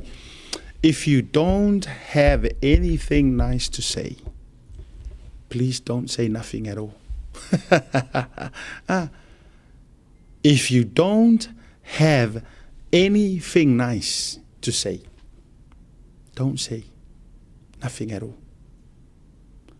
Alanga ye ma fu anga fa ye palangi kalanga. Why? Leanga a fai ke sei mai ya ai reise nice. O ngai loa i lole o ko inga menga e a o ngai marku inga loko. Le lenga fa marku se salamo. A le o nga leo inga o lo loko. E kupu mai ai le amio. Vai la ka ko ye. Fa mai le palangi. If you don't have anything nice to say, please don't say nothing at all. So lo winga a le nice. Awa. Ai a fai ai sei mai ele nice. Ua ele leo inga la lo loko. O le mea lai kupu. E kupu mai eila ua amio. E namu wa sua le amio e sau. O maku fa oru sau. O maku ia fiki. O maku masio heli. Ai o wawa ai aku fo i leari o pipi ke vika. O le fo ua sau. Ai sa ai maingu. Ele kau make o le sire le laki polo kiki. Mele sa fai mo moi. Ale fo sau tau fa leanga. Kua e ka maroanga le kuilangi i le kulo wai la inga sa kuilangi.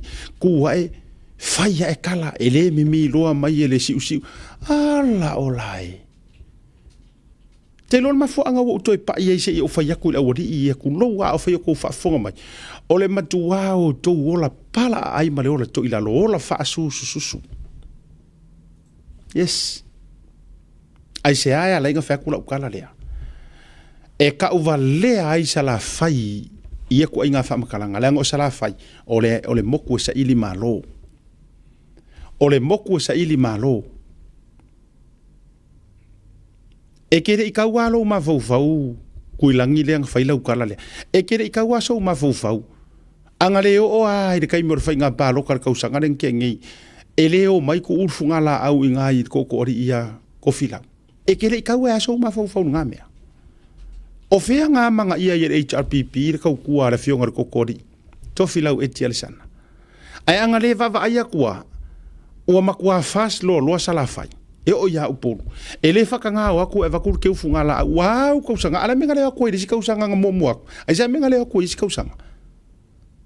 Ngama, o sea manga ia la nga o lo fia udu. Oh my good boy. Ara nga lea rengo ufayak. So ia ko ke whai mea ko ilalo. So ia tau te nau. Tau te fia le leia kuila epa. Nga ko wailo ko karangoa maua lalo le moku sa vai. So ia. E oi, le wakalangoa aku kanga ka sa vai au dia. E sa wa ko karangoa o ko vai ka kanga e. Ai ai ni o ko loko. Pa loka inga ia ku par mia la audio sa vai. E oi. Au ale leanga o ko loko ile la audio le mali tu. Au leanga ya pai mala fai. Ai ka ko fai. Au ka ko fai me ko ilalo ai ka ko fai. Sa ile malo. Toi fo ile la utala. I tua tane, o ka unga reo kako. O lea sa o le pale mia ia sau. Sa kofo vai singang o le pale mia mua. Sa kofo whaasale le anga le pale mia. Ai a kako uri kuakangi. Tu uia ro kako whelau koa. E le ai se kako malo e kumai. E le mau ai se kako pale mia. Ko ese ia finga ngo mangaku marangonga. Ai o mai ka ko faia mea. E la walunga ma fa ilo ai ka ki sa iri malo, mai ka ke mau malo. Ka unga paro ka uma if I were you anga wa o ese se ku kangi.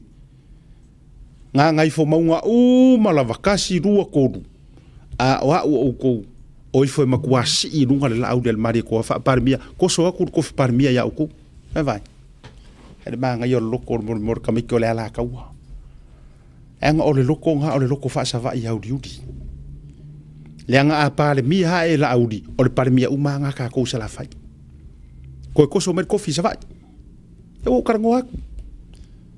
Ka ko e mai ka ki ia nga me ia nga me pare mia le pa ko li fo pare mia loko fanga ko manga ko enga ku lo wai ku malo ke ri fa pe o fat o lo karango nga pa wa yo ka nga kai lo pare mia ya samo. Nga pawaia. A ua para ai fo I sui ka ila ai. Le nga mo mako ipuki mala wofo nga ma avea ai ma kaut fara ma karango ai mali atu. Pa obviously ele se fai se loko. Nga pawaia ka kai roka ila HRPP. Awa lo pu mongyanga. Anga ua sui se ka ikai. O ke lo ua kau sui mai. Nga pawaia yo ka nga kai ro pare mia. Straight talk. Leva. Aki nga ya oi. That's your problem. But the truth hurts. Ole makua mongi ar karangoa le uke karangoa koe. La ko koe hofu koe fa par miel ya kuila epa. Pa waia. La ko koe hofu koe ave ya fia me le lenga sa woki ya koe fast. O fia me ngoki leadership par fast. E oi. Ma kua ka uvalea ya le leadership par fast. Ma fua isea. E le fa maongi. E le anga se me ka o se ka ikai. Ai ola le fa maongi. Ia ranga. E wo karango aku.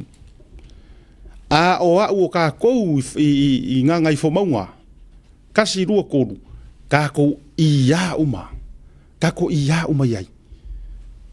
Ka kou sapaya yo ka kou kau au. Ave le la au le mari koa. Ave fa parmia. Sava ia koa. Langa wari lifa. Lua se furu ku malo sa vai. Lua se furu ka ku fakasi. A ka ku fakasi ya, sa vai lua se furu ka ku fakasi le fast. Nga le lima ka ke mo mia me uporu. Ia pat ai no uporu wa makua. La u karikongu a kongu sa kau de le karikongu mo mo kele o nga le mau kele le faleanga sa fai. Ya. A tutu fakasi le lua se furu sa vai tatet. Ka ko wola ko so mai le mai a pe ko so nga mai. Si o le loko nga ka unga ye ka ko sa vai. E u ka ke fai loko ye sa u ko nga karangoa ku langi le ku lo suaf ku langi le li nga fai lankala.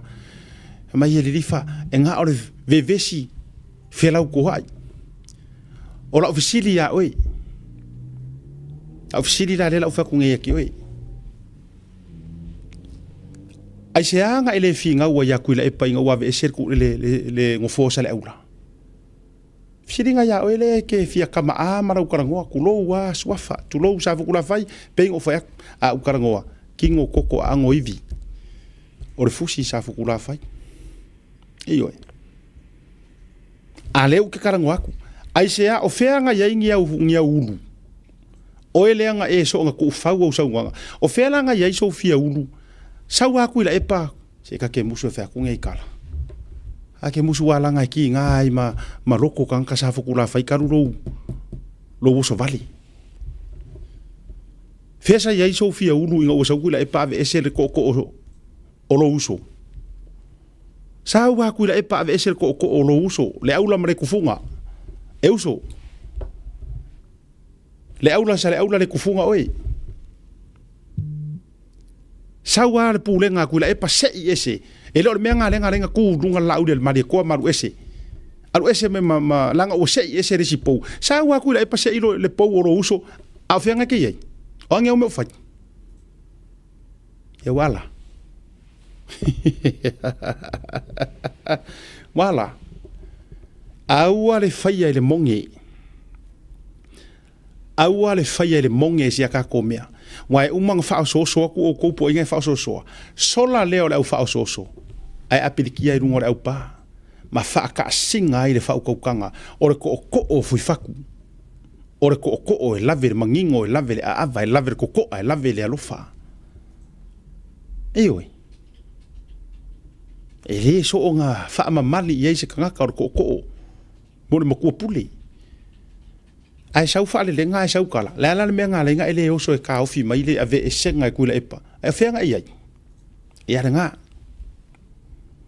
le winga ngā lea lenga whai akula ukala se la ngā e fua ai le loko resi sa vai pe a whaarongo koe e karangoa para ai ma karangoa wha amu resi sa vai e oi o le moku e sa iri malo la foi le ku ala lo mala o ngangi sala fai ka ko kuku fa kas nga o kula e pa ma fia me e lo pa le mi o le olanga ngi fe o ye ko fa fe o ye fa ukanga e malua yao o le moku ao ao ko mai pea ao le le mai yava ao kangaloa a le urupuao ma fa so yao o le moku ao nga sa iri malo makua kumua nga ke kalangoa e karaku o Samoa sa iri malo makua ya nga fangua solo winga o ka ko la fai o le moku e fai me ma fai e kasi le loko e kasi le faku sa iri malo aku ku ya ku fongangi ulam fongangi uke o le mokongu sa iri aku ya nga fangua sa ku pa ka uliri ka urkaua avele aole kuya kua ai sungu ile ala fale le kupai le rufi fakangi aku ngako ikeli kul malor maria koa o inga lave mai kupai mkawididi kaur kaua ko ele maria koa ai kul malo le aole papaole ngako ikeli sungu ile ala fale kang mafili avele ngako ikeli ai kul kupai ngai kausi ngai ko ngai same thing ko ai sa faka ku pai makawiri ngo mai dal mo kup inga ufa kangia ko ele sa ko mo fongo le ala kawa o ma wo mai Fai di soa lau pulenga. Sungu i kupai. Ai ave le ao va kam swali. Ngai ai kupai ngai kausi. Usukia. Ya me se foi. Le leo awar fe ngai make kuya. Kasi a le kumalo pole. Ele isungu ia se ala fali. Inga ufakangia kuya anga kamalangi nga vangua. Fasiusingo mia ua ukura il malo sangake. Almenga yai. O mai kupa imka wididi. Pawa le fengai ngang fai ele sungu ia se ala fale mangku sia. Le anga ole i ke ngi valasi so e malelangi. Anga mau malo avere le aur kuya anga. Wo ufaya kuwa umangi me koe fa mangaku makoe varusia or fa. Awangi o ka ko vai mo la ro ka ko mo. La koe fangu le awangi o ka ko vai mo la ro ka ko mo. Awangi o ka ko vai per karangore sia odi. Ke wala laur makiva mo mafuanga le makiva. Ero makiva sa vai. Ai afa o yang yo ai nga sa vai yo makiva. I o ngo filfili ala ko wi e fa makiva. O filfili ala ko we le kangurima. Au fa soanga. Vaku ngai fiafi. Fa malo si au faku so sa vai. Aka ko furia ma e furi. Aka ko loko ngasi. E fa au wa fa muyanga le ku. Fa ko ko le ko sa mo ukasi. Ele iso uma salo ya ku mua. Le la sa uni folonga or fa la uloa. Ele ai maso uma salo ya ku mua. O ku mua fo. O le moku e ka oko ai le launga Samoa. Eoi, ka oko i a kumua. O kumua e whaafai le lea upu wa kamama ainga fo i maraku kama. O le se kama i ko wha le se kama i whaukanga lai a kumua. Na o kousira sila fo i le amakanga kai hao. Ai ua le a maka fo i le ku malosi. Le anga e whainga ka o le ku au malosi. Faleaka. A kousira sila fo i la iai. Iaka ia la afai faleaka ia soa kai au le fiafi. E o soar mea faleaka i per upu e masangia. Paka e faleaka e set a koa e faleaka le presence o le melea. I le soa kai au. Mu fa solo a koa. Kulanga le iai. Wa kama mai ua karikongu foi. Ku mua maupuru. I le kulanga. O wha manguianga le kua. E whaanga ngai ngā siki e koe whai o koe la ukala siki o tuli. Ele ai ele valea tuli. A ka mai ele le kore ngangwa tuli a ele rola a muia. Ele le kore ngangwa tuli a vele maanga ia. Koe kulei mai le fast. Re kalar kengi. Koe kulei mai le fast. Le anga ua manguia ai Samoa. Manguia koe mama kongi. Ai kanga kaiea. Ia. Le ai. Ia. Fai ura pokarami. Se ko ki kurikuria mai hari le text ali. Ke fai aku ya o ele ya se text le anga. Io o le text. Era foi aku. Ko so le text a fia me sa text ya Cetric. Ah, o le text ele po e fai ai. Sole. A uma lo le anga e o so mai le malau ka vale kama fo ile ka vale fo ile la fo ngol ka vale electric car. Mai a so le a umolo e so mai malau electric car. Ka ka ki e fa ki e ya mo fai ka kala. Ala ile o sentinga ya Cetric. Ala sendia olo. Ese o ko ngau de nga. Ya. Aila ke rolo makua por me ngau ngi vai singa nga wainga. Mo se aila ya olo. Ko ngo folo ko unsend. A mo ko foi la ele WhatsApp. Ole WhatsApp. E ke ko unsend ai a ua vavela me argo ingo olo. Oh my good boy. Lenga. Io le text lenga. I diagi me. Ore ki o ori ore po. Fai karia la ko. A ore me la ke i olo. O la ke manga ku o le ile makenga umana au vaenga ia mane tu mai. Fa mai wakele aso ma singa ile fi kaukala. A wake ile mau ko le text. Na show olo show it to me on his phone. Pengia, mai sisila. For your eyes only. A me wa kula mai wa ko ye yang me ngo ice on ni wa ko ice uma. Ia le nga. Fa ko ke e foi le au sa mo ri o la boy ile electric car sa mo. Ia. Ia le na. Ia. Wala vare programe. Ko ka sini mi ka ri tu lai fitu. O to ese o ko re ko kau ko ke nga. Ia le nga o le text nga. Lai fai ai. So le a uma longa e so mai le malau electric ka. E piki ai ya. Ka o ka fa savili. Ai ki kiro kunga. Pui. Ele ai ari ele o se tu go la o so ya ono. Ko ansen didi. Ai o so kunga didi. Wa tu.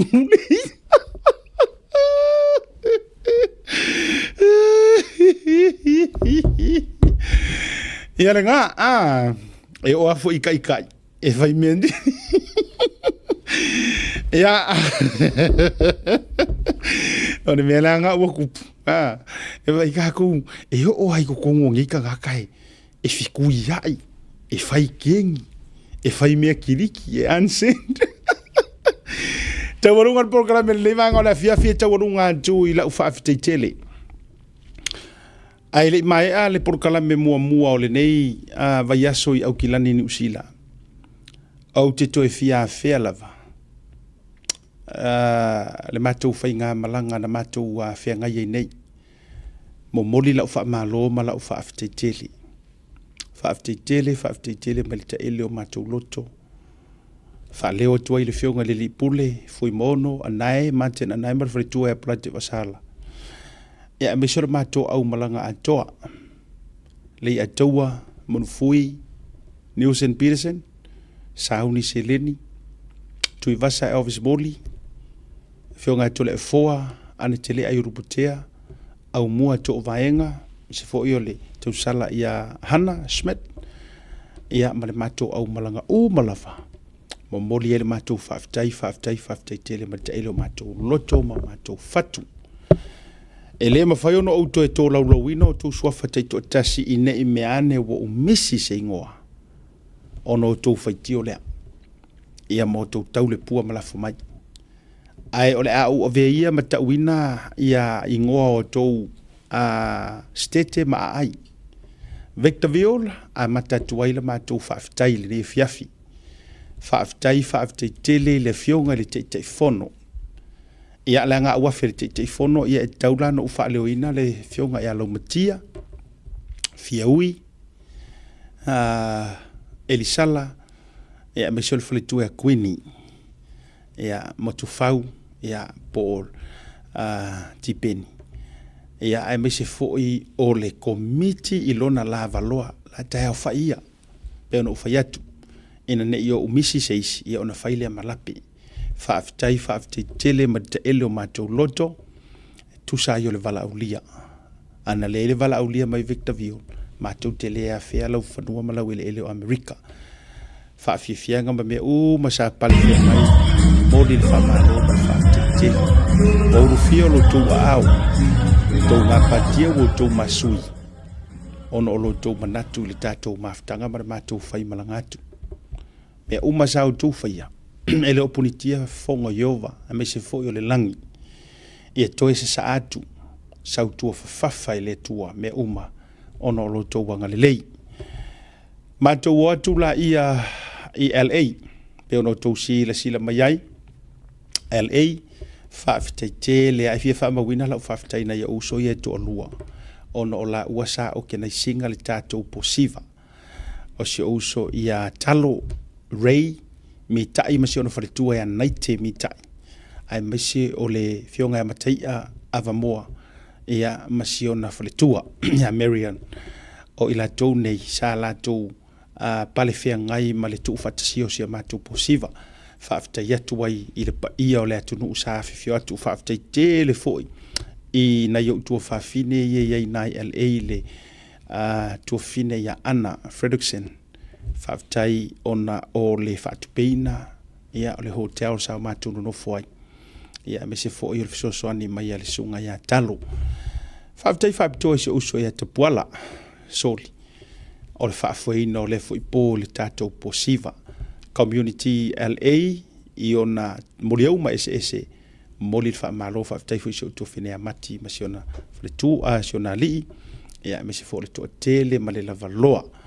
Ia, pe ona ufatu e le to e tau lau wina ta i toa tasi o tau ina ne imeane wa misi seisi.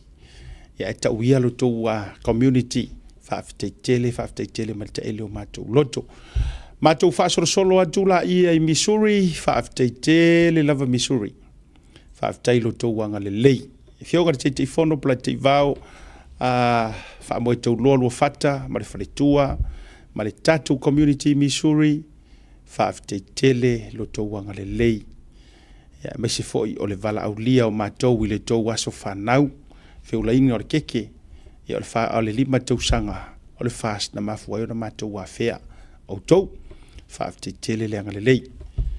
Bay Area, le whaangaroina, lau o fionga, i le te whono le tātou ta mai vaenga whatoa a mata i Bay Area. Lea, le fionga ia le au pepetele pale. Whaafitaitele sunga le whawhiangainga ma le tātou community sa mauai le avanoa ona o le wala aulia lea. Ia au te alu watu ai. Ia ina ia launch le lātou matawhale. Whaafitaitele lava i le tātou mawhitanga. Ia e whaiaso le tua ke roe o kausanga fau wa malosi wa savali le tau pepe. Ia wa mawhai ona to tele nisi e mawhai ona malangatu. Ai whaafitaitele ia i le teitei whono le na tama au le lei mai a ana. Ia le fionga lau pepe tele pale tusa fo le tātou mawhitanga. Ia mātou whai malanga la ia i method.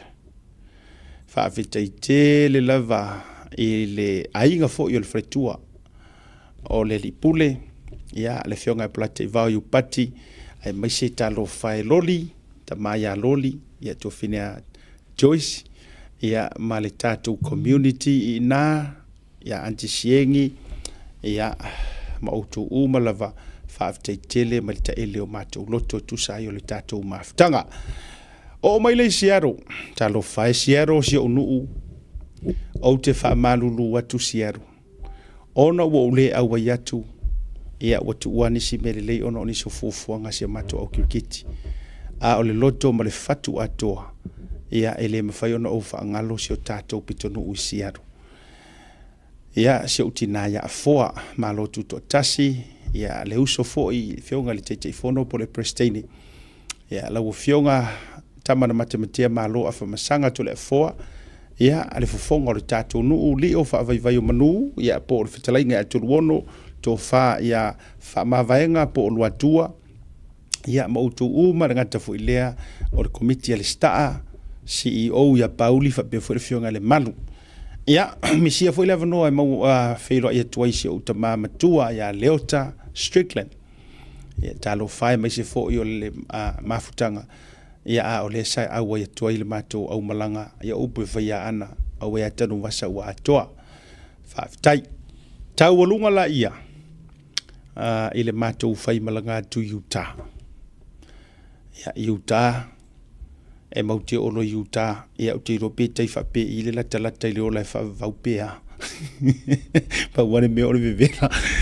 Whaafitaitele Utah mo le tātou mawhitanga. Whaafitaitele ma le taele le loto. Se uso ia matailinga. Pasi toma ma le whretua ia koko. Whaafitaitele le luanga le leile. Arranging o mea malava le tātou. Malanga atua le tātou au whainga luenga. Ia whapea foi. Ia i lātou saanga le lei malima li maina. Whaafitai foi. Ia i le sunga bishop. Namura ulu au matangi ma le whaletua ia wa fo i le fisosoani malosi le whaamoe moe bishop filo ma le whaletua alo ngutu ia ai mese fo i lao le uso ia si ua moa ia ma le tātou avauso mori le whaamalo ma le whaafititele ma le tātou community ia tusai o le mātou whainga malanga ia ina ne imisi seisi i la utala whai le malape a o le tua e atila na silfanga. E le se me misi silfanga a le tua. O lo tau wanga le leile mātou company, o lo tau wanga le leise a mātou au kirikiti le Strong Tower. e mo moli ai le whaafte te lo matu te talo i le tua ia sa feu uma wha Sofia mo ngā ruanga le lingi mai langi le tumu manuia ia toi whaafo ia tuina ia wha tutumu mea sa wha alu wha ngau ngau ono o lotou wa ai maro tou sila au malanga ia sa tātou mafuta e lata i le lua masina i Amerika ia ua umar programe le vanga le fiafi ai ni o mantu wa leu fo ile maftanga la foi fonga va tele fo le vanga le fiafi ai ni fa le tonu programe ia fa foi mai asiata tato filo il programe masani o te ia ila sota yao ta le fa asolua ma toni usire nei manuia tonu mango le fiafi to ona asiata fo le malu valiko Blue Wave TV ma programe o te ia lo fa tele mo to so fo me manuia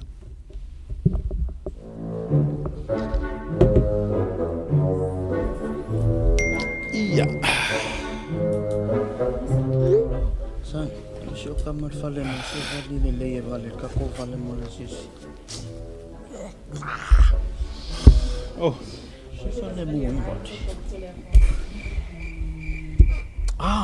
SMI. Mo te mai tai mawhanau e tasi lava le whele o loa i au ki lani e te maratuina le Eveni Pacific Museum i le Auckland International Airport Shopping Centre no mera tasi John Colton Drive out of a tonu la vole warehouse markau town i le Malai Valley le Eveni Pacific Museum